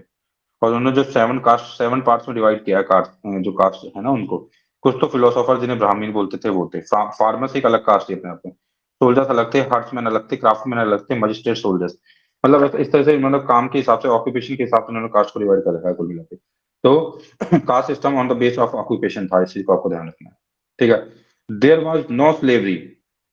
ठीक है। स्लेवरी नहीं थी, लेकिन लेकिन लेकिन ये लोग है ना एज ए दास काम करते थे, दास सिस्टम था। People use to work as a दास out of their own own क्या था, कंपल्जन, सॉरी, खुद की बाध्यताओं की वजह से, कंपल्जन की वजह से वो दास की तरह काम करते थे, स्लेवरी नहीं थी, है ना। खुद की कुछ मजबूरियां होती होंगी, कुछ ले लिया उधार या फिर ऐसा, देखो स्लेवरी तो होती है ओपन एंडेड, भाई आप स्लेव हो और आपका तो कुछ अधिकार ही नहीं है, आप चले, आपने कुछ उधार नहीं ले रखा है भले ही, लेकिन आप स्लेव हो। और कंपल्जन एक अलग हो जाता है कि कहीं से आपने कुछ उधार ले लिया तो फिर आप उसके उसके गुलाम बन गए इस वजह से, तो वो चीज एक अलग होती है। तो स्लेवरी नहीं थी, लेकिन कंपल्जन की वजह से दास सिस्टम चल रहा था, ठीक है। तो ये आपकी सोशल स्ट्रक्चर हो गई, कास्ट सिस्टम था, बस कास्ट सिस्टम ऑक्यूपेशन के ऊपर बेस्ड था, ठीक है। तो या वुमेन की कंडीशन कैसी थी, वुमेन में क्या था, पॉलीगेमी होती थी रॉयल क्लासेस के अंदर, मतलब वुमेन के अंदर मतलब कि पॉलीगेमी रॉयल क्लासेस के अंदर होती थी, तो मतलब मेल ही करता होगा पॉलीगेमी, जनरली तो यही होता है ना, तो वही हुआ होता होगा वहां पे भी, है ना। और वुमन की खुद की प्रॉपर्टी रख सकती थी, वुमन देयर प्रॉपर्टी का उनका अधिकार था, खुद की प्रॉपर्टी का, ठीक है। और इसको स्त्री धन बोलते थे, उनकी खुद की जो प्रॉपर्टी होती थी ना, उसको स्त्री धन बोलते थे। उसमें वो चीज भी इंक्लूड होती थी जो उनको ब्राइडल गिफ्ट के तौर पे मिलती थी, तो वो भी इंक्लूड होती थी, इसको स्त्री धन बोलते थे। और काफी वुमेन का स्टेटस बताता है कि मॉडर्न काल में काफी ठीक ठाक था और उनका स्टेटस हाई था, मतलब कुल मिला के, ठीक है। और यहाँ तक कि, ठीक है, उनको बॉडीगार्ड ऑफ किंग के तौर पे भी नियुक्त किया जाता था, है ना, एज असिस्टेंट और as a bodyguard of king में भी वुमेन हुआ करती थी, उनका स्टेटस ठीक ठाक सा था, ओके, मॉडर्न टाइम में। उसके बाद है ना क्या रीजन रहे है ना डिक्लाइन होने के मॉडर्न एम्पायर के, अब सब देख लिया हमने, है ना, पूरा स्ट्रक्चर देख लिया, पॉलिटिकल वॉलिटिकल काफी डीपली हमने पढ़ लिया, मॉडर्न एम्पायर को क्या नहीं था, क्या था, फॉरेन ट्रेड क्या था, इकोनॉमी कैसी थी, कास्ट सिस्टम कैसा था, वुमेन का स्टेटस क्या था, पॉलिटी कैसी थी, ठीक है, spy system, law and order कैसा था, मिलिट्री कैसी थी, सेंसस वगैरह होता था नहीं होता था, सब देख लिया हमने काफी डीपली। उसके बाद अब हम देख रहे हैं कि क्यों डिक्लाइन हो गया मॉडर्न फाइनली एम्पायर जो, ये डिक्लाइन क्यों हो गया, ठीक है। तो पहली बात तो बता दें कि अशोक जो थी उनकी प्रो बुद्धिस्ट पॉलिसीज हुआ करती थी, थोड़े प्रो बुद्धिस्ट थे ना अशोक, बाद में बुद्धिस्ट हो गए तो उन्होंने एंटागोनाइज कर दिया ब्राह्मण्स को, ब्राह्मण उससे कुछ दुखी हो गए काफी हद तक उनके प्रो क्या होने से, प्रो बुद्धिस्ट होने से, ठीक है। तो जैसा आपको पता है पुष्यमित्र शुंग जो आएंगे बाद में, सुंगा जो आएंगे, पुष्यमित्र शुंगा जो आएंगे फाइनली, वो ब्राह्मण थे। उन्होंने काफी जगह बताया जाता है कि काफी मतलब ये ब्राह्मणवाद को भी पैट्रोनेज दिया है, और ब्राह्मणवाद फिर से अपर हैंड पे जाने लग जाएगा बृहदत्त की जैसे हत्या होगी उसके बाद से, ठीक है। तो इसको ध्यान रखना है सबका। तो उन्होंने सेक्रीफाइस वगैरह पे बंद करवा दी तो काफी हद तक अशोका ने, ठीक है। और मतलब कि सेक्रीफाइस एटीट्यूड पूजा पाठ वगैरह तक काफी हद तक कुछ कुछ बंद हो गए थे ना, तो इससे ब्राह्मण्स की इनकम प्रभावित हो गई थी, ठीक है। उसके बाद इन्होंने जो अपने एडिक्ट्स लिखवाए वो प्राकृत में लिखवाए हैं, जो ब्राह्मिकल लैंग्वेज होती है संस्कृत, उसको इन्होंने प्रमोट नहीं किया, तो ब्राह्मण लगातार कंटिन्यूसली नाराज हो रहे हैं इस चीज से, ठीक है। और उसके बाद क्या हुआ, इन्होंने कुछ कुछ मतलब अपने राजुक बनाए थे, राजुक है ना, टू गवर्न, है ना। इसमें इन्होंने व्यवहार संहिता, दंड संहिता, जो कि होता है कि civil code and criminal law order वगैरह, ये सब स्टार्ट करवा दिया था, जो कि जो ब्राह्मणों का जो सिस्टम चलता था ना वो अगेंस्ट ब्राह्मण भी था ये, ठीक है। जो ब्राह्मणों का जो धर्मशास्त्र चल रहा था पूरा का पूरा, धर्मशास्त्र ब्राह्मण चल रहा था, है ना, जो कि वर्ण डिस्क्रिमिनेशन के बिहाफ पे चलता रहा था, उसके खिलाफ इन्होंने कुछ स्पेसिफिकली व्यवहार संहिता और दंड संहिता स्टार्ट करवा दी। तो इस वजह से भी, तो इस वजह से ब्राह्मण को डर लगने लगा कि उनकी इंपोर्टेंस खत्म हो जाएगी, और जो सुंगा रूल है तो उन्होंने ब्राह्मण को पेट्रोनाइज किया है, और उन्होंने ओवर थ्रो कर दिया मौर्यंस को फाइनली। तो मैं बोल सकता हूँ कि अशोका की जो प्रो बुद्धिस्ट पॉलिसी है, प्राकृत लैंग्वेज को यूज में लेना, संस्कृत को यूज में ना लेना, और मतलब कि सब चीजें मतलब ब्राह्मण्स को अपने ऊपर चोट के तौर पे लगी एक तरीके से। और फाइनली है ना जो शुंगा डायनेस्टी आएगी और जो शुंगा रूलर है वो पैटर्नाइज करेंगे ब्राह्मणिज्म को, तो काफी अपर हैंड पे चले जाएंगे, ठीक है। तो उसके बाद थोड़ा फाइनेंशियल क्राइसिस, मैं ये रीजन बता रहा हूँ क्या डिक्लाइन होने के रीजन क्या थे। तो पहला तो हो गया आपका प्रो बुद्धिस्ट पॉलिसी, दूसरा था फाइनेंशियल क्राइसिस। उस टाइम पे फाइनेंशियल क्राइसिस भी थोड़ा हो गया था, क्योंकि बहुत ही बड़ा एक बहुत ज्यादा एक्सपेंडिचर होता था, क्योंकि ब्यूरोक्रेसी काफी बड़ी थी, आर्मी काफी बड़ी थी बुद्धिस्ट, वो सॉरी मॉडर्न्स की, ठीक है। तो रॉयल ट्रेजेडी जो है ना धीरे धीरे खाली होती गई, ठीक है। और इन्होंने फिर बाद में गोल्ड वोल्ड के कॉइन वगैरह भी बनाए थे, तो एक्सपेंसिव से मीट करने के लिए, तो उन सब चीजों की वजह से भी मतलब पैसा कम होता है कुल मिला के, ये ध्यान रखना आपको, ठीक है, ओके। और तो ये फाइनेंशियल क्राइसिस भी, फाइनेंशियल जो क्राइसिस है वो भी एक रीजन था, ठीक है। और उस टाइम पे क्या होते थे, कुछ ब्यूरोक्रेट्स थे ना वो भी थोड़े विक्ट टाइप के थे, थोड़े लालची थे, जो वो ब्यूरोक्रेट जो है ना, तो वो भी थोड़ा रिश्वत वगैरह लिया करते थे, तो उससे भी दिक्कत हो गई थी, ठीक है। तो करप्शन वगैरह भी काफी ज्यादा हो गया था अमात्याज के बीच में, ठीक। और फिर उन्होंने क्या किया, नॉर्थ वेस्ट फ्रंटियर को नेग्लेक्ट कर दिया। तो चलो अशोका तक तो ठीक है, फिर बाद में अशोका के टाइम पे, उससे पहले जैसे अलेक्जेंडर थे, फिर सेल्यूकस निकेटर को जगह हरा दिया था, मैग्नेस आ गए थे, लेकिन बाद में जैसे अशोका खत्म होंगे उसके बाद ये दो पार्ट्स में टूट जाएगा, ईस्टर्न और वेस्टर्न में, जो फिर वेस्ट को हेड करेंगे, ठीक है, जो मैंने बताया था आपको, उनके पुत्र जो होंगे फिर वो उस टाइम पे इन्वेजन होंगे काफी सारे वैसे, पर वो इनको अच्छे से हैंडल नहीं कर पाएंगे इन्वेजन्स को, तो इस वजह से भी दिक्कत होगी। उसके बाद कुछ नई नॉलेज मिली, लाइक आयरन वगैरह के टूल्स वगैरह को यूज में लेने की, तो जो है ना दूसरे किंगडम जो है ना, नई टाइप के किंगडम, वो भी इमर्ज होंगे, वो भी आगे बढ़ेंगे। ठीक है। फिर अशोका की जो नॉन वायलेंस वाली पॉलिसी थी, धम्मा वाली पॉलिसी थी, तो उससे भी बोलते हैं कि काफी हद तक ये लोग वीक फील करने लगे थे। फिर इनके सक्सेसर भी वीक थे। ठीक है। और फिर अशोक की डेथ हो जाती है, दो भागों में टूट जाता है, फिर बाद में वेस्टर्न साइड से अटैक होने लगते हैं, तो कुल मिला के ये सारे रीजन थे डिक्लाइन ऑफ मॉडर्न एम्पायर। ठीक है ना। अब हम देख लेते हैं फाइनली लास्ट की सिग्निफिकेंस क्या रहा मॉडर्न एम्पायर का, क्या सिग्निफिकेंस क्रिएट करके गया सिग्निफिकेंस है हमारी हिस्ट्री के अंदर। ठीक है। तो नो डाउट देखो, सोशल सिग्निफिकेंस क्या था, है ना, मॉडर्न का एक्चुअली में, या फिर मगध एम्पायर का, मॉडर्न का स्पेसिफिकली मैं बोलूँ तो मॉडर्न का ही बोलूंगा मैं, स्पेसिफिकली तो मॉडर्न का ही। तो इन्होंने मेटलिस्टिक कल्चर को काफी तेजी से बढ़ाया। ठीक है। जो गंगेटिक रीजन है उसमें मेटलिस्टिक कल्चर है वो काफी फ्लरिश होने लगी, जो कि पहले इतनी नहीं हुआ करती थी। ठीक है। और लाइक पंचमार्क कॉइन हो गए, आयरन टूल्स को यूज में लेगा होना, ब्रंट ब्रिक्स हो गई, एनबीपीडब्ल्यू पॉटरी हो गई, ये चीजें काफी हद तक ये लोग यूज में ले लगेगी और सेडेंटरी लाइफ स्टाइल की तरफ शिफ्ट होने लगी, काफी हद तक हम कह सकते हैं। और सोसाइटी को क्या कंट्रीब्यूशन रहा, धम्मा महामात्रा, धम्मा अपने आप में कंट्रीब्यूशन था सोसाइटी की तरफ। ठीक है। तो ऐसा भी था। तो ये सोसाइटी के लिए था काफी ज्यादा। उसके अलावा वहाँ का उस टाइम का मिलिट्री सिस्टम सब काफी एडवांस था, जो भी सोसाइटी में ऐसी कंट्रीब्यूशन नहीं लिया जाता है। ठीक है। तो मतलब ये सारे कुछ एडमिनिस्ट्रेटिव सिग्निफिकेंस भी रहे हैं, लाइक है ना, ज्योग्राफिकल सिग्निफिकेंस भी रहे हैं कि काफी बड़ा, इतना बड़ा एम्पायर। अब आज भी हम काफी बार बोलते हैं, तो हम बोलते हैं कि इंडिया ऐसा था पास्ट में, अशोका के टाइम पे आप जाके देखो, तो वो ग्लोरी भी इन्होंने ज्योग्राफिकल सिग्निफिकेंस वाली प्रोवाइड की है एक तरीके से। और इकोनॉमिकल सिग्निफिकेंस भी यहाँ पे आप पंच माइक मार्क कॉइल बोल सकते हो, मतलब सब चीजें काफी एडवांस थी ना, तो ये सारे कॉन्ट्रीब्यूशन रहे हैं सोसाइटी को। ठीक है। तो ये मॉडर्न फेज आपका खत्म हो गया फाइनली। ठीक है। अब आपका चालू होगा पोस्ट मॉडर्न फेज। अब पोस्ट मॉडर्न फेज को देखेंगे, तब पोस्ट मॉडर्न फेज में हम सब कुछ देखेंगे जो मैंने बताया था आपको, कैसे इन्वेजन हो रहा है, शक कुषाण वगैरह, ग्रीक वगैरह, पार्थियंस वगैरह, सब कैसे आएंगे, यजनाव वगैरह, यूची ट्राइब वगैरह, उन सबको देखेंगे। ठीक है। तब अब हमारा नया फेज स्टार्ट होने वाला है। पहले उससे पहले देख लेते हैं सुंगा डायनेस्टी को, क्योंकि सुंगा डायनेस्टी में ब्रहदत्त जो होंगे लास्ट रूलर होंगे, उनको पुष्यमित्र शुंगा जो उन्हीं के कमांडर ऑफ थे, ठीक है, मॉडर्न डायनेस्टी में ही कमांडर थे, वो उनको किल कर देंगे, असैसिनेटेड कर दिया जाएगा उनको, है ना। तो है ना, अब ये ज्यादा लंबा नहीं रहेगा, वैसे मैं कल एक और क्लास लेके जनरली इसको खत्म कर दूंगा, एक या दो क्लास में, तो काफी 4-5 घंटे की क्लास के अंदर पूरा काफी कॉम्प्रिहेंसिवली आपकी एंशिएंट हिस्ट्री मतलब है ना जो हो जाएगी काफी ठीक ठाक से। ठीक है। तो हम देखते हैं पुष्यमित्र शुंगा को, देखते हैं जिन्होंने किल किया फाइनली, है ना। और ये ध्यान रखना इनका टाइम पीरियड आता है 185 बीसी से 149 बीसी। ठीक है। जो पुष्यमित्र शुंगा है वो 185 बीसी से 149 बीसी तक रहेंगे। पुष्यमित्र शुंगा की जो डायनेस्टी रही है, ठीक है, शुंगा डायनेस्टी, उसका पूरा उनका जिनोलॉजी क्या है कि पुष्यमित्र शुंगा होंगे, फिर अग्निमित्र आएंगे, फिर वासुमित्र आएंगे, ठीक है, फिर भागभद्र आएंगे, फिर देवभूति आएंगे। तो इस तरह से इनकी जिनोलॉजी चलेगी। ठीक है। देवभूति तक। आपने सुना होगा अग्निमित्रा, तो अग्निमित्रा वही है। आपने मालविका अग्निमित्रम जो कालिदास, मालविका अग्निमित्रम ही है ना वो कालिदास की जो है, तो उसमें आपने देखा भी होगा, तो वही अग्निमित्र है ये। ठीक है। वो प्रेम कहानी दिखाई गई है मालविका की और अग्निमित्र की, जो कि पुष्यमित्र के पुत्र थे, वो प्रेम कहानी उसमें उन्होंने लिखी है ना। तो मालविका अग्निमित्रम कालिदास की है, सॉरी, है ना, उन्होंने लिखी है वो। तो इन सब के एविडेंस हमको कहाँ मिलते हैं, यदि हम थोड़ा आर्कियोलॉजिकल लिटरेरी एविडेंस वगैरह की बात करें ना, कि ये सब तुंगा डायनेस्टी वगैरह, इनके एविडेंस हमें कहाँ मिलते हैं। तो बहुत सारे कॉइन्स मिले हैं, निमिस्मेटिक मिले हैं, बहुत सारे स्तूपा विहार मिले हैं, बहुत सारे आर्टिफैक्ट्स वगैरह मिले हैं, बहुत सारे इंस्क्रिप्शंस मिले हैं, अशोकन इंस्क्रिप्शन वगैरह, तो वहां से पता चलता है हमको सब चीजों का। ठीक है। तो हालांकि हमें आईबीसी वाईबीसी का तो कुछ मिल नहीं पाया ज्यादा, उनको तो हम रिकॉर्ड भी नहीं कर पाए, लेकिन इन चीजों को हम काफी हद तक डिसाइफर कर पाए हैं और काफी सारी चीजें मिली हैं, इनके साक्ष्य तो बहुत सारे मिले हैं।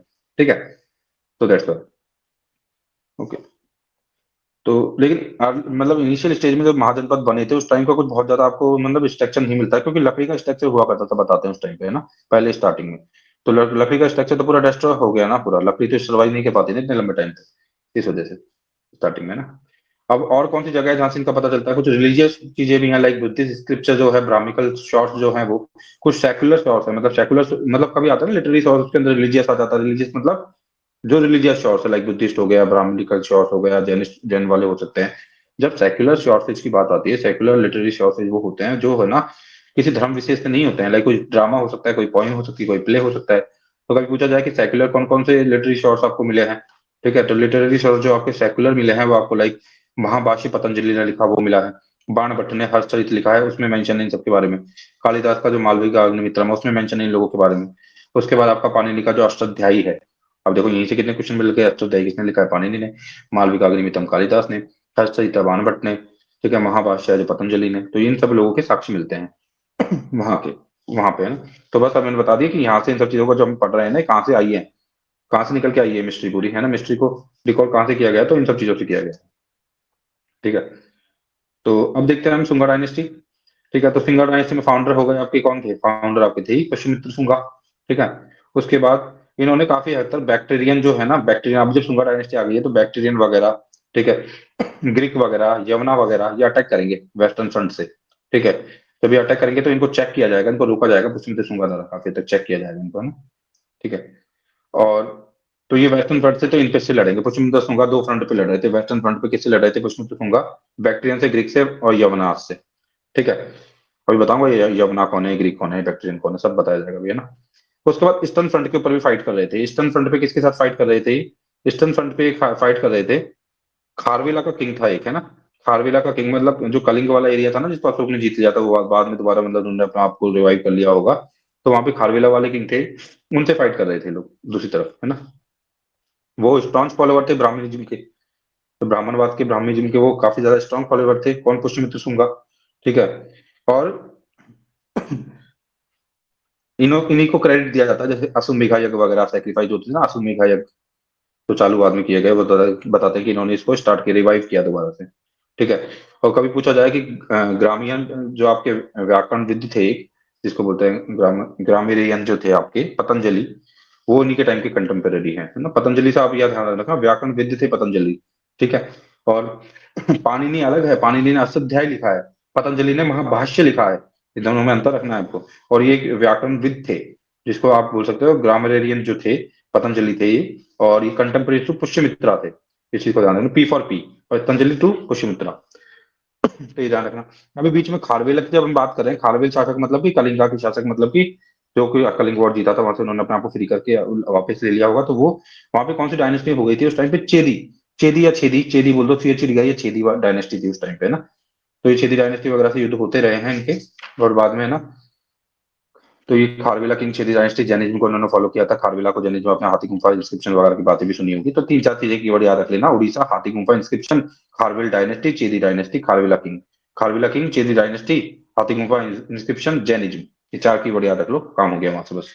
ठीक है, और प्राकृत लैंग्वेज और लैंग्वेज और ब्राह्मी स्क्रिप्ट, हाथी गुम्फा इंस्क्रिप्शन के ऊपर जो लिखा हुआ है प्राकृत लैंग्वेज है, ब्राह्मी स्क्रिप्ट है, Kharavela king, Chedi dynasty, Jainism, बस ये याद रखो, खत्म बात। ठीक, अब आते हैं हम पुष्यमित्र शुंगा और बुद्धिज्म को देखते हैं। भाई पुष्यमित्र शुंगा का कैसा रिलेशनशिप रहा बुद्धिज्म के साथ, तो काफी लोग बताते हैं कि बुद्धिस्ट शॉर्ट्स बताते हैं बहुत सारे कि परसिक्यूटर ऑफ बुद्धिज्म थे वो, मतलब बुद्धिस्ट लोगों को उन्होंने मारा है, परसिक्यूट किया है। लेकिन कुछ एविडेंस ऐसे भी मिलते हैं जिसमें बताया जाता है कि पुष्यमित्र ने पैट्रोनाइज भी किया है बुद्धिस्ट आर्ट को। ऑल तो बुद्धिस्ट शॉर्ट्स बोलते हैं कि उन्होंने परसिक्यूट किया है, सॉरी, परसिक्यूट किया है बुद्धिस्ट को, लेकिन कुछ शॉर्ट्स ऐसे भी बताते हैं, ठीक है, ऐसे एविडेंस भी मिले हैं कुछ कुछ अलग, जिसमें ऐसा लगता है कि उन्होंने पैट्रोनाइज भी किया है बुद्धिस्ट आर्ट को, है ना। ऐसा भी मिलता है काफी बार। ठीक है, तो इन्हीं के टाइम पे जो पुष्यमित्र थे ना, उसी के टाइम पे ये जो बहरूद और सांची का जो स्तूप है ना, उसको रिनोवेट करवाया गया है ना। तो इस वजह से ऐसा मिलता है कि भाई ये पैट्रोनाइज भी थे। ठीक है, जैसे मतलब सांची के स्तूप की, सॉरी, सांची के स्तूप की जो रेलिंग है ना, वो पुष्यमित्र शुंगा के टाइम पे ऐड की गई है, सांची के स्तूप में जो रेलिंग है वो, गेट और वॉल वगैरह बहरूद स्तूप में गेट और वॉल वगैरह लगवाए गए हैं। ठीक है, तो इस वजह से अब आ जाते हैं इनके पुत्र, जिनकी जिनकी प्रेम कहानी का वर्णन भी मिलता है कालिदास की किताब मालविका अग्निमित्रम के अंदर, तो इसमें मालविका होती है और अग्निमित्र उनके पुत्र होते हैं, दोनों की प्रेम कथा होती है, उसको कालिदास जी मेंशन करते हैं, उसमें वो हीरो है उस बुक के अंदर, जो आपके अग्निमित्र है वो। ठीक है, तो जैसे इनके पिता की मौत होती है पुष्यमित्र की, तो अग्निमित्र आ जाते हैं नए, नेक्स्ट रूलर बन के। ठीक है, तो एक्चुअली में ध्यान रखना कि आपको मैंने पहले बताया था कि कैपिटल शिफ्ट होती रहती थी, लाइक बिंबिसार ने कोई कैपिटल और रखी थी, फिर वो बदल बदल के बाद में फाइनली बदल गई थी कैपिटल, तो इन्होंने पाटलिपुत्र से रूल किया है। ठीक है, तो ये कैपिटल कैसे कैसे बदलती रही है वो मैं बता देता हूँ आपको। ठीक है, मतलब राजगिरा, पाटलिपुत्र, और फाइनली वो कैपिटल होगी वो विदिशा चली जाएगी। विदिशा अभी सेंट्रल एमपी के अंदर आता है, बिल्कुल एमपी के अंदर चला गया है विदिशा, तो वहां पे चली जाएगी। तो आपको मैं बता दूं कि राजगिरही जो थी ना, तो इनके टाइम पे तो पाटलिपुत्र थी, लेकिन बाद में और जो शुंगार आएंगे उन्होंने विदिशा के अंदर कर देंगे वो कैपिटल को। ठीक है, तो राजगिरी जो था ना, वो स्टार्टिंग में कैपिटल ऑफ मगधा की थी, प्री मॉडर्न फेज के अंदर, बाद में राजगिरी से हटा के पाटलिपुत्र कर दिया जाता है कैपिटल को, पोस्ट मॉडर्न फेज में, मतलब मॉडर्न के फेज के अंदर, सॉरी, मैं मॉडर्न से देख रहा हूँ ना, मैं मगध डायनेस्टी को मॉडर्न से कंफ्यूज कर दिया, सॉरी। तो प्री मौर्यन फेज में एक्चुअली में आपकी राजगृह करके था आपका कैपिटल। उसके बाद आपका मौर्यन के टाइम पे पाटलिपुत्र हो जाती है आपकी कैपिटल। ठीक है, और बाद में पोस्ट मौर्यन फेज में वो विदिशा चली जाती है, जो कि काफी हद तक थोड़ा बहुत एमपी के अंदर आता है। ठीक है, अब शुंगात को देखते हैं। हमने अग्निमित्र की बात कर ली है और हमने पुष्यमित्र की बात कर ली। अब और भी शुंगा बाद में जो आते हैं, तो वाशुमित्र आते हैं। ठीक है, तो अब यहाँ पे ध्यान रखना, इनका सबका थोड़ा थोड़ा कंट्रीब्यूशन क्या है। वाशुमित्रा जो आते हैं वो कन्फ्रंट करते हैं यवना के साथ।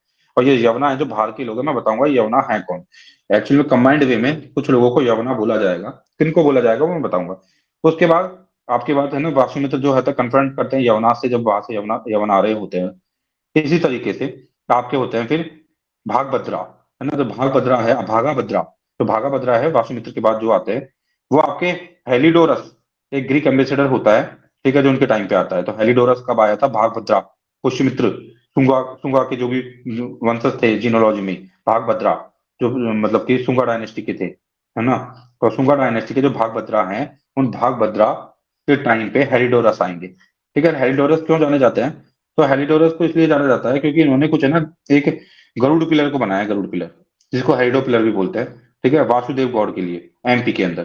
ठीक है, इनको किस लिए जाना जाता है? इन्होंने एक स्टोन कॉलम बनाया है, एक स्टोन पिलर बनाया है। ये बेस नगर करके जगह है, वहां पे है, जिसे गरुड़ा पिलर भी बोलते हैं। और ये हेलिडोरस ने बनाया है पिलर, और ये गॉड वासुदेव को समर्पित है। ठीक है, तो ये उस टाइम का बहुत ही पहले का एक मतलब earliest non inscription to Vaishnavism बताया जाता है। वैष्णविज्म के लिए जो है सबसे स्टार्टिंग का ये इंस्क्रिप्शन बताया जाता है, इसलिए जिसे हेलिडोरस को याद रखा जाता है।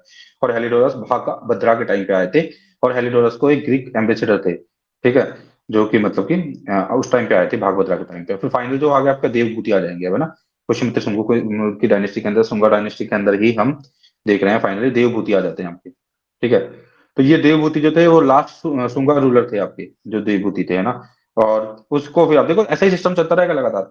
किसी का अमात्य किसी को खत्म कर देगा, किसी का जो फ्यूडिटरी होगा वो जितना पावरफुल हो जाएगा। लाइक आप देखो ना कि जो कुषाण होते हैं उनके फ्यूडिटरी फ्यूडिटरी होते हैं गुप्ताज। वे गुप्ताज फ्यूडिटरी जो होते हैं इतने पावरफुल हो जाते हैं। एक्चुअली में होता क्या था कि जैसे मतलब कि किसी राज्य को आपको रूल करना है जब किसी राज्य को आपको रूल करना है तो पूरा आप डायरेक्ट रूल तो कर नहीं सकते हो। तो डायरेक्ट रूल नहीं कर सकते तो आप प्रोविंस के अंदर कुछ कुछ बना देते थे, फ्यूडिटरी वगैरह वो हैंडल करते थे, उनकी खुद की मिलिट्री भी होती थी काफी बार, और वो मिलिट्री सपोर्ट आपको देते थे। तो जैसे ही फिर जो सेंट्रल प्रोविंस है वीक होने लगता था, सेंट्रल राजा जो वीक होने लगता था, तो ये जो फ्यूडिटरी होते थे ना, ये लाइमलाइट में आ जाते थे, ये पावर कैप्चर कर लेते थे, और ये फ्लरिश होने लग जाते थे। तो आप देखोगे कि जैसा पूरा ऑर्डर चलेगा ना पूरा का पूरा, सब लोग या तो फ्यूडिटरी हो गए, या फिर कोई अमात्य, या फिर कोई उनका जो सेनापति होगा वो कर देगा ऐसा, है ना, रिवोल्ट करके। तो इस तरह से आगे चीजें बढ़ती जाएंगी, आप इस चीज को देखोगे। लाइक कुषाण के ही फ्यूडिटरी थे जो गुप्ताज होंगे ना, अभी आएंगे आगे जाके भी। ठीक है, तो हमने कर लिया है देवभूति को। देवभूति को बाद में फाइनली क्या किया जाएगा? वासुदेव कानवा। वासुदेव कानवा इन्हीं के मिनिस्टर थे, वो मतलब कि मर्डर कर देंगे। जैसे कि बृहदत्त का मर्डर किया था, जैसे कि बृहदत्त का मर्डर किया था किसने? पुष्यमित्र सुंगा ने। उसी तरह से अब जो है लास्ट रूलर जो है सुंगा डायनेस्टी के देवभूति, उनको मर्डर कर दिया जाएगा वासुदेव कानवा के द्वारा, जो उनके मिनिस्टर होंगे। और यहाँ से कानवा डायनेस्टी स्टार्ट हो जाएगी। ठीक है, तो कनवा डायनेस्टी, कनवा डायनेस्टी, कनवा डायनेस्टी, ओके। तो पूरा सिग्निफिकेंस क्या रहा था सुंगाज का? तो रिलीजियस सिग्निफिकेंस तो इन्होंने ब्राह्मी कल जो था हिंदुइज्म उसको बढ़ाया। ठीक है, हॉर्स सैक्रिफाइस को उन्होंने स्टार्ट करवाया, एम्पलीफाइड करवाया हॉर्स सैक्रिफाइस को। कल्चरल सिग्निफिकेंस की यदि बात करेंगे तो इनके टाइम पे बहुत सारी विजुअल आर्ट्स बनाई गई है, टेराकोटा की इमेज बनाई गई है, लार्ड स्टोन के स्कल्पचर्स बनाए गए हैं, आर्किटेक्चर मॉन्यूमेंट्स वगैरह बनाए गए हैं, चैत्य हॉल वगैरह सब बनाए गए हैं ना। उसके बाद और दूसरा दिन को और देखें क्या सिग्निफिकेंस था, तो उन्होंने चेक किया है फॉरेन इन्वेजन को। उनके टाइम पे फॉरेन इन्वेजन काफी होने लगा, ग्रीक्स वगैरह का होने लगा, तो उसको उन्होंने चेक किया है। ठीक है, और संस्कृत के पीरियड को उन्होंने दोबारा से रिवाइव किया है। ठीक है, संस्कृत के पीरियड को उन्होंने फिर से डेवलप किया है। और इनके टाइम पे बताते हैं जो कि संस्कृत का पीरियड फिर गुप्ता के टाइम पे अपने पीक पे चला जाता है, ऐसे भी बताया जाता है। और पतंजलि थे ना, वो काफी ज्यादा इनके टाइम के ही पाए जाने वाले, मैं पहले ही बता दिया है कि जीनियस थे। उन्होंने महाभाष्य लिखा है। महाभाष्य क्या है?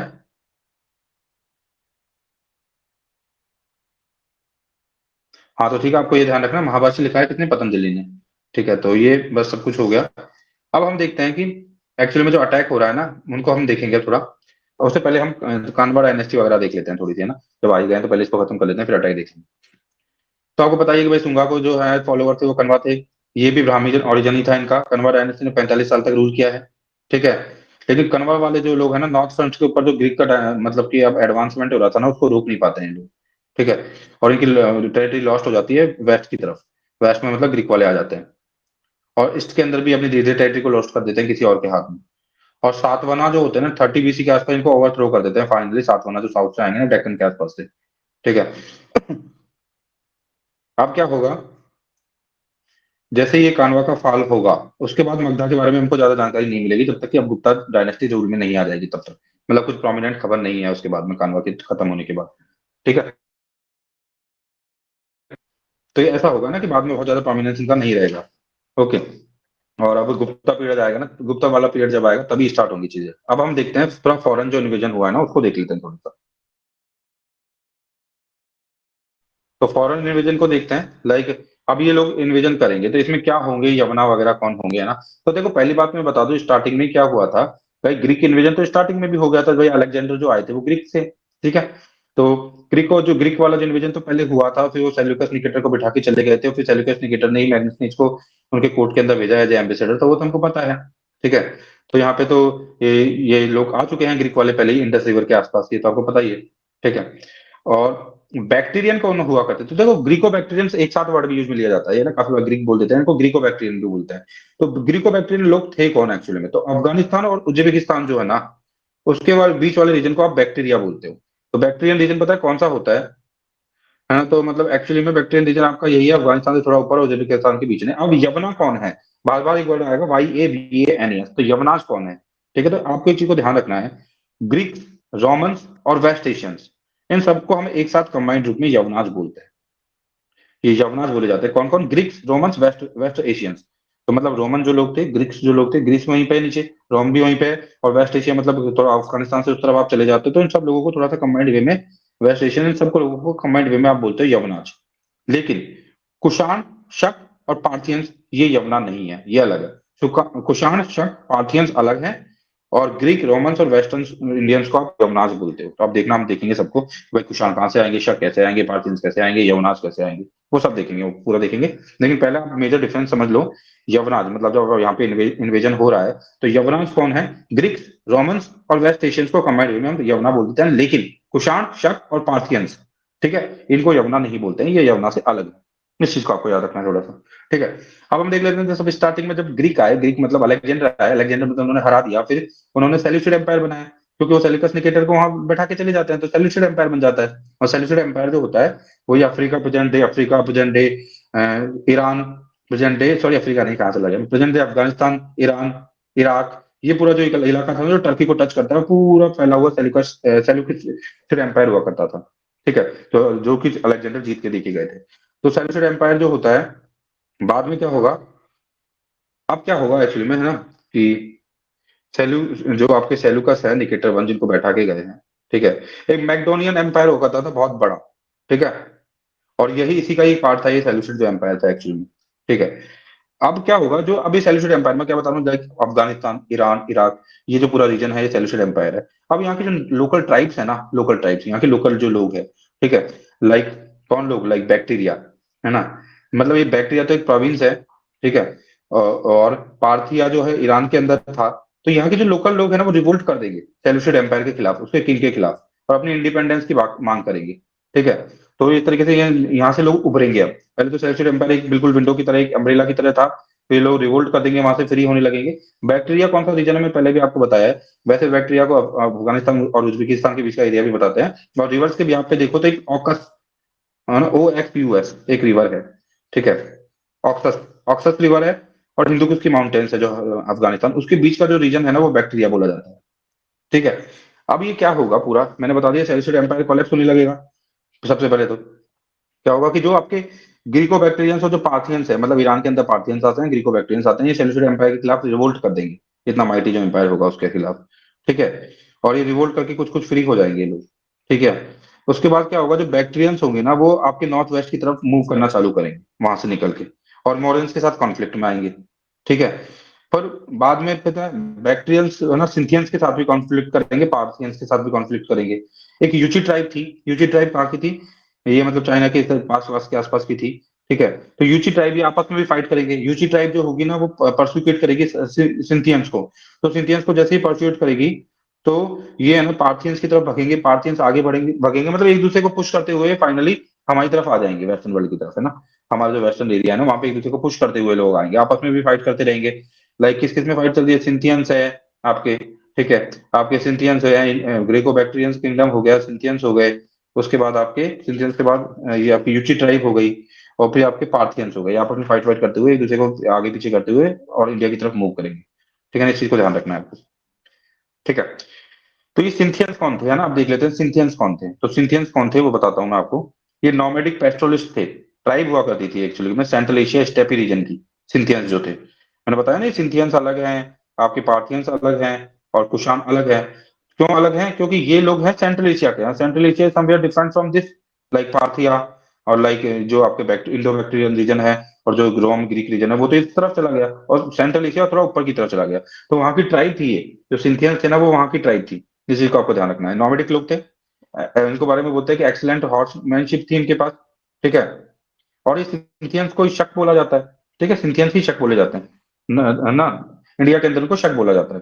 तो शक जो है वो सिंथियंस ही एक तरीके से नॉर्थ वेस्ट की तरफ से ये अंदर आने लगेंगे हमारे यहाँ पे, सर्च करते हुए घूमते थे ये चीजें, है ना।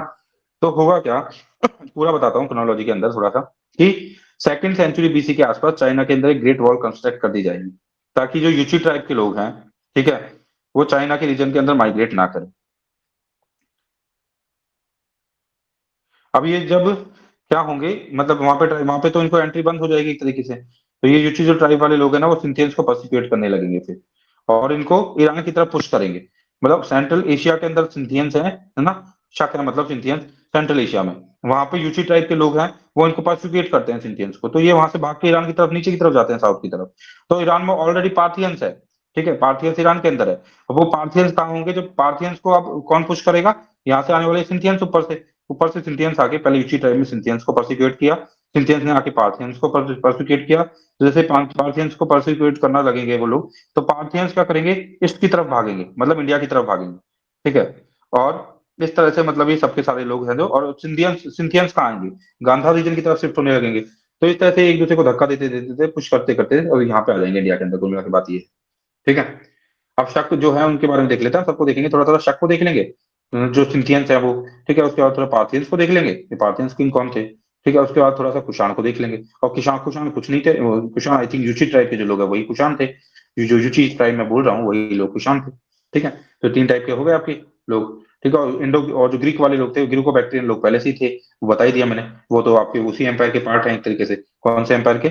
आपके जो जो एम्पायर चल रहा है, थोड़ा सा कॉन्फ्यूजिंग है, लेकिन थोड़ा सा तुम अच्छे से सुनोगे तो समझ आ जाएगा। दो तीन बार रिपीट करना है इसको ना, तो समझ आ जाएगा। तो आपकी कौन सी बड़ा वाला रीजन जो था पहले, जिसको कि सेल्यूकस बना के गए थे, सेल्यूकस एम्पायर का ही पार्ट थे एक तरीके से, जो उन्हीं से रिवोल्ट करके निकले थे आपके बैक्टीरियन वगैरह, तो है ना। तो अब शक रूलर के बारे में देखते हैं थोड़ा सा। तो शक रूलर ने क्या किया? उस टाइम पे इंडियन सोसाइटी के अंदर दो जो रिलीजन थे ना, बड़े ही डोमिनेटेड थे। एक तो ब्राह्मणिज्म फ्लरिश हो चुका था, तुंगा वगैरह की आने की वजह से दोबारा से, और बुद्धिज्म भी चल रहा था।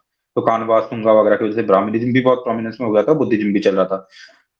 तब ये लोग जब आएंगे ना, शक वाले लोग, तो भाई ऐसे तो इनको कोई मतलब कि एक्सेस देगा नहीं सोसाइटी के अंदर। तो ये अपनी लेजिटिमेसी को क्रिएट करने के लिए जैसे ही आएंगे तो सिक्के निकालेंगे। उन सिक्के के ऊपर शिवा की फोटो लगाएंगे, बुद्धा की फोटो लगाएंगे, है ना। एक्चुअली में इन्होंने तो मतलब शूज भी पहना रखे हैं शिवा को, बुद्धा को, इनको, है ना। इनके सिक्के थोड़े अलग ही टाइप के हैं, थोड़े एडवांस से सिक्के हैं। उस टाइम पे शूज पहना रखे हैं लोगों को। शूज कल्चर भी ये लेके आए थे। हॉर्स कल्चर में, हॉर्स में बहुत सारी कल्चर को भी इन्होंने स्टार्ट किया था, इस शक लोगों ने, है ना। ये याद रखना है आपको। इन लोगों ने क्या किया था? I think, sorry sorry sorry sorry, वो लोग कुषाण हैं। 2000 कुषाण, है ना, कुषाण लोग है वो। एक्चुअली मैं थोड़ा सा गलत बता दिया है। अभी मैं शक की बात कर रहा हूँ। वो लोग कुषाण हैं जिन्होंने जूते पहनवाए हैं, जिन्होंने कपड़े पहनवाए हैं, जिन्होंने बुद्धा को जूते पहना दिए हैं, और उनके सिक्के के ऊपर कौन के मतलब जूते पहने हुए बुद्धा वगैरह नजर आते हैं, थोड़ी एडवांस चीजें। और मतलब हॉर्स वगैरह को काफी एडवांस उन्होंने किया, घोड़े के अंदर, घोड़े में सूच पहन के वगैरह वगैरह, कुछ दो तीन चीजें वो कुषाण ने स्टार्ट की है। अभी हम शक की बात कर रहे हैं, तो शक ने ऐसा नहीं किया है। शक ने क्या किया है फिर भी, है ना, शक ने कुछ किया है। क्या किया है शक लोगों ने, सिंथियंस ने, इन्होंने क्या किया है कि अपने कॉइन्स वॉइन्स निकलवाए हैं, उस पर शिवा और बुद्धा की फोटो लगा रखी है इन्होंने। ठीक है, ताकि लोग मतलब इनको एक्सेप्ट कर सके, इनको स्वीकार करें लोग, है ना। अदरवाइज तो हमारी सोसाइटी में कैसे आ पाएंगे ये लोग? ठीक है। तो ये कॉइन्स वगैरह को इनको बना के थोड़ा अपनी लेजिटिमेसी इन्होंने क्रिएट की है। ठीक है। मोगा करके थे एक, मोगा। ठीक है। ओके। बाद में मतलब इस शक को आपको याद रखना है, ज्यादा इंपॉर्टेंट नहीं रखना। एक में मोगा करके मतलब एक रूलर थे इनके, इनको भी याद रखना है आपको, एमओजीए। उन्होंने काफी ज्यादा कॉइन निकाले हैं कॉपर वगैरह के, शिव वगैरह शिवा के और बुद्धा के। ठीक है। और इसकी जो गवर्निंग स्ट्रक्चर जो थी ना, तो वो शक जो थे वो दो भाग पार्टों में टूटे हुए थे, आपको पता है ना। क्षत्रप वाला सिस्टम चलता था इनका। तो एक तो नर्दन, जो नर्दन के अंदर शक थे, जो कि तक्षशिला और मथुरा के अंदर थे, वो नर्दन एरिया वाले। वेस्टर्न शक जो थे वो मालवा और काठियावाड़ रीजन के थे। इनके सत्रप सिस्टम चलता था, क्षत्रप या क्षत्रप, है ना, क्षत्रप सिस्टम चलता था, आपने सुना भी होगा इसके बारे में काफी। जो शक थे ना वो सत्रप सिस्टम को फॉलो करते थे, क्षत्रपा सिस्टम को फॉलो करते थे। ये क्षत्रप सिस्टम क्या होता था, एक्चुअली में ये गवर्नर वाला सिस्टम होता था, कुछ कुछ है ना गवर्नर्स होते थे इसमें लोकल एडमिनिस्ट्रेशन को हैंडल करने के लिए। और क्षत्रप सिस्टम चलता था, और उज्जैन क्षत्रप एक काफी इंपॉर्टेंट क्षत्रप था। ठीक है, उज्जैन क्षत्रप के अंदर एक रुद्रमा रुद्रमा वन फर्स्ट करके पावरफुल रूलर थे, जो आपको जिनके बारे में आपने सुना भी होगा। और वो अपने आप को महाक्षत्रप बोलते थे ना। रुद्र दमन वन काफी सुना होगा आपने, रुद्र दमन वन की तो फाइट भी हुई है ना, ठीक है, उनके साथ। तो ये आपको ध्यान रखना है, रुद्र दमन वन शक वाली थी। अब एक जूनागढ़ इंस्क्रिप्शन है जिसके बारे में हमने पहले भी पढ़ा है। रुद्र दमन वन का एक जूनागढ़ इंस्क्रिप्शन है, ठीक है। तो वो काफी फेमस इंस्क्रिप्शन है, तो वो किसका है, रुद्र दमन वन का है ये इंस्क्रिप्शन जो है। ठीक है, इसके अंदर बाद में इन्होंने जो सातवाना, दक्कन के अंदर सातवाना हुआ करते थे ना, जिन्हों के एक्चुअली में फाइनली कानवा को खत्म किया है, सातवाना जो थे, उनके साथ शक के जो है रिलेशन भी होते हैं बाद में। और आई थिंक इनके है ना मैट्रिमोनियल रिलेशन भी बनते हैं कुछ कुछ, लाइक सातवाना किंग थे एक वाशीपुत्रा सतकर्णी, वशीपुत्रा सतकर्णी थे, सॉरी वशिष्ठिपुत्रा सतकर्णी थे, है ना। उसको आई थिंक रुद्रमा रुद्रमा ने हराया था, है ना, रुद्रदमन ने हराया था। किसको हराया था, वशिष्ठिपुत्र सतकर्णी को। ठीक है, और इनके बीच में फिर मैट्रिमोनियल अलायंस वगैरह भी कुछ हुए थे, ऐसे भी बताते हैं कुछ कुछ, है ना। तो उसके बाद रुद्रदमन फर्स्ट ने सपोर्ट किया था कल्चर और संस्कृत लैंग्वेज वगैरह को। ठीक है, तो ये सब चीजें, रिवाइवल ऑफ संस्कृत वगैरह भी यहाँ पे होने लगा था वेस्टर्न क्षत्रप के अंदर। जूनागढ़ इंस्क्रिप्शन के अंदर संस्कृत वगैरह शायद हो सकती है थोड़ी बहुत हो। तो जूनागढ़ इंस्क्रिप्शन, अभी इन सब चीजों को आपको याद रखना है, मैंने छोटी छोटी चीजें बता दी हैं। सिंथियंस और शक के बारे में मैंने आपको बता दिया कि शक कौन थे। ठीक है, और इसके बाद में मैं पार्थियंस के बारे में बता देता हूँ आपको। पार्थियंस कौन है, वही है जो ईरान के अंदर रहा करते थे। ठीक है, और जो कि सेल्यूकस सेल्यूकस जो आपका एम्पायर था उसी के सब पार्ट थे, उन्होंने रिवोल्ट करके वहां से निकाला था अपने आप को। तो पार्थियंस जो होते थे ना, है ना, इन्होंने अपने आप को सेल्यूसिड जो एम्पायर था, सेल्यूसिड एम्पायर से ही फ्री किया था, जो कि काफी बड़ा एक एम्पायर था।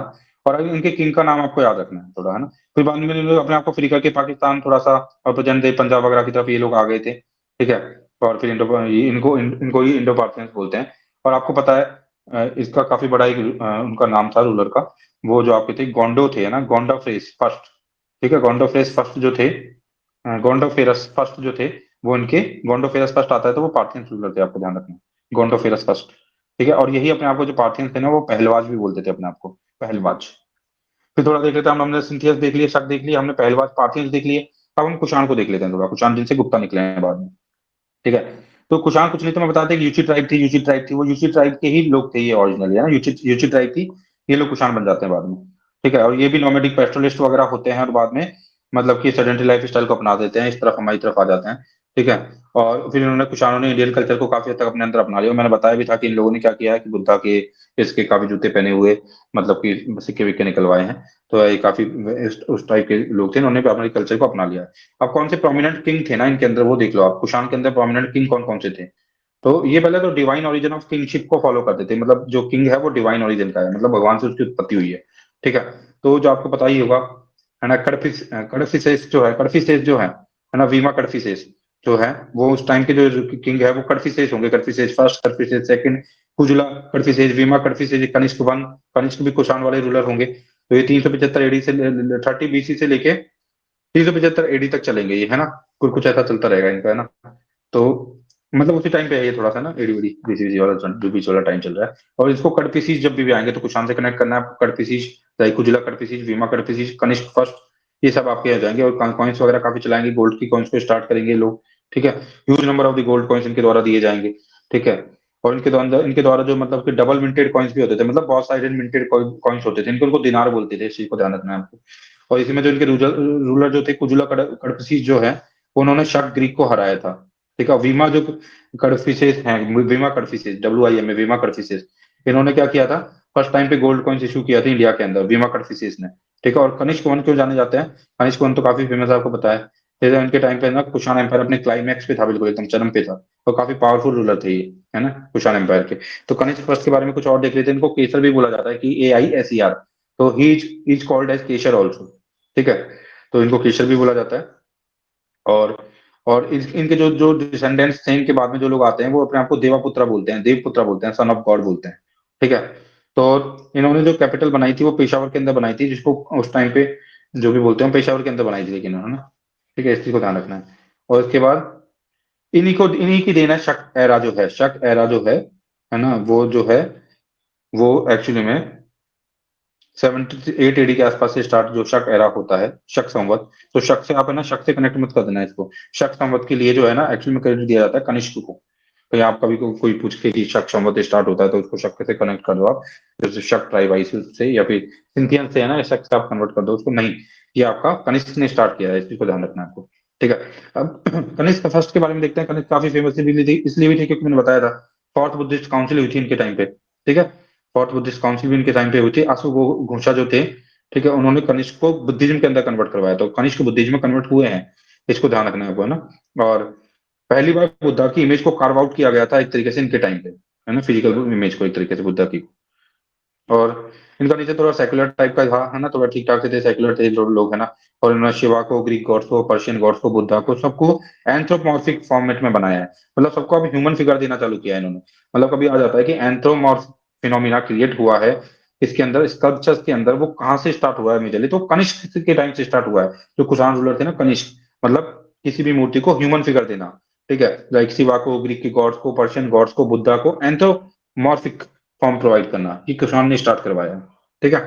तो ये कुषाण जो थे उनका एम्पायर काफी हद तक पीस के लिए, ट्रेड के लिए, टॉलरेंस के लिए जाना जाता है, तो काफी अच्छा बताते हैं इनको ऐसे, मतलब जनरली ठीक ठाक थे ये। और फोर्थ बुद्धिस्ट काउंसिल हुई है इनके टाइम पे, मैंने बता ही रखा है पहले कि भाई फोर्थ बुद्धिस्ट काउंसिल जो हुई है कुंडल वन कश्मीर के अंदर हुई है। और ये एक्चुअली में इस टाइम पे किंग कनिष्का, वासुमित्रा और अश्वघोषा तो डेप्यूटी थे उस टाइम पे, और किंग थे कनिष्का। और यहीं से आपका क्या निकला है, महायान और हीनयान निकल के आए। ठीक है। कुषाण एम्पायर का और सिग्निफिकेंस हमको थोड़ा देखना हो, कल्चरल सिग्निफिकेंस की बात करते हैं हम।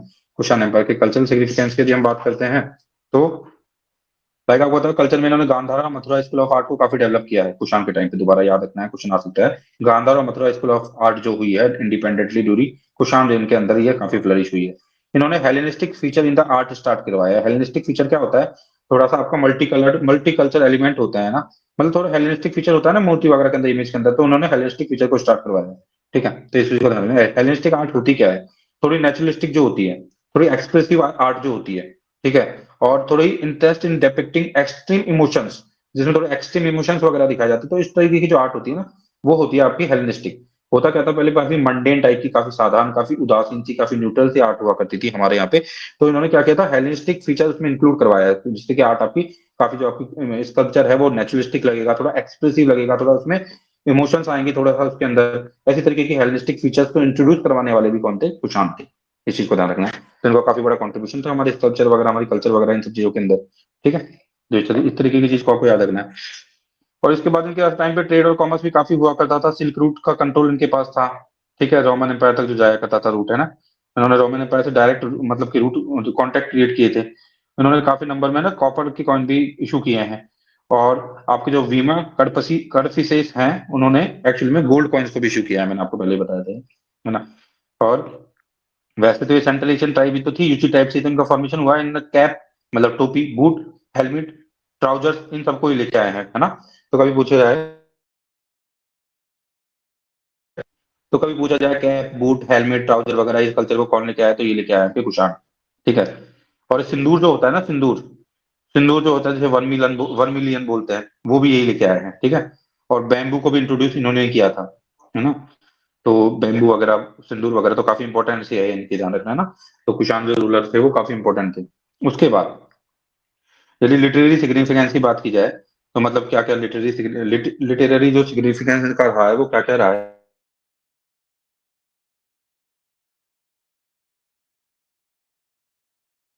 हाँ, तो इन्होंने क्या किया है, स्कॉलर्स जो है उनको पैट्रोनाइज किया है, लाइक इन्होंने बहुत सारे स्कॉलर्स को पैट्रोनाइज किया। लाइक जैसे कि मौर्यंस ने और सातवाहन ने पैट्रोनाइज किया था प्राकृत लैंग्वेज को। ठीक है।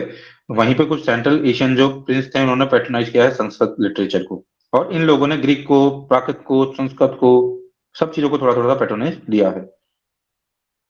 ठीक है। और इनका जो रिलीजियन सिग्निफिकेंस है उसमें क्या है, जो आपका कुजला कड़फिसी जो जो कनिष्क वन है, उन्होंने क्या किया है, उन्होंने क्या किया, अडॉप्ट किया है, पैटर्नाइज किया है बुद्धिज्म को, है ना। तो इनके तीन टाइप के तीन रूलर काफी फेमस है, एक तो कुजला कड़फिसेस, एक आपका दूसरे जो कड़फिसेस हैं वो कौन से हैं, एक तो वीमा कड़फिसेस हैं, कुजला कड़फिसेस, वीमा कड़फिसेस और कनिष्क। तो जो आपके जो कुजला कड़फिसेस है और कनिष्क है, उन्होंने क्या किया है, बुद्धिज्म को अपनाया है। ठीक है। तो इसी को ध्यान रखना, ये कैसे चलता है ऑर्डर, पहले आपका आता है कुजला कड़फिसेस, फिर वीमा कड़फिसेस, फिर आपके कनिष्क। तो आपके जो कुजला कड़फिसेस है और जो कनिष्क है, उन्होंने आपका बुद्धिज्म अपनाया है। वीणा वीमा जो कन्फ्यूशियस है, उन्होंने शिवा को अपनाया था, शिवा के डिवोटी थे वो, ठीक है। और कनिष्क ने तो फोर्थ काउंसिल भी करवाई, आपको पता है, ठीक है। और इनके टाइम पे जो बुद्धिज्म था ना, काफी पीक पे था अपने पे ना, एक तरीके से बोल सकते हैं। इनका डिक्लाइन क्यों हुआ? कभी है ना, इसे पूछा जाता था headless statue of Kanishka. Headless statue है एक कनिष्का का, वो मथुरा में आई थी, है ना, मथुरा में रखा हुआ है, जिसमें उनकी काफी अच्छे कपड़े उन्होंने पहने हुए हैं, बूट वूट पहने हुए हैं, है ना।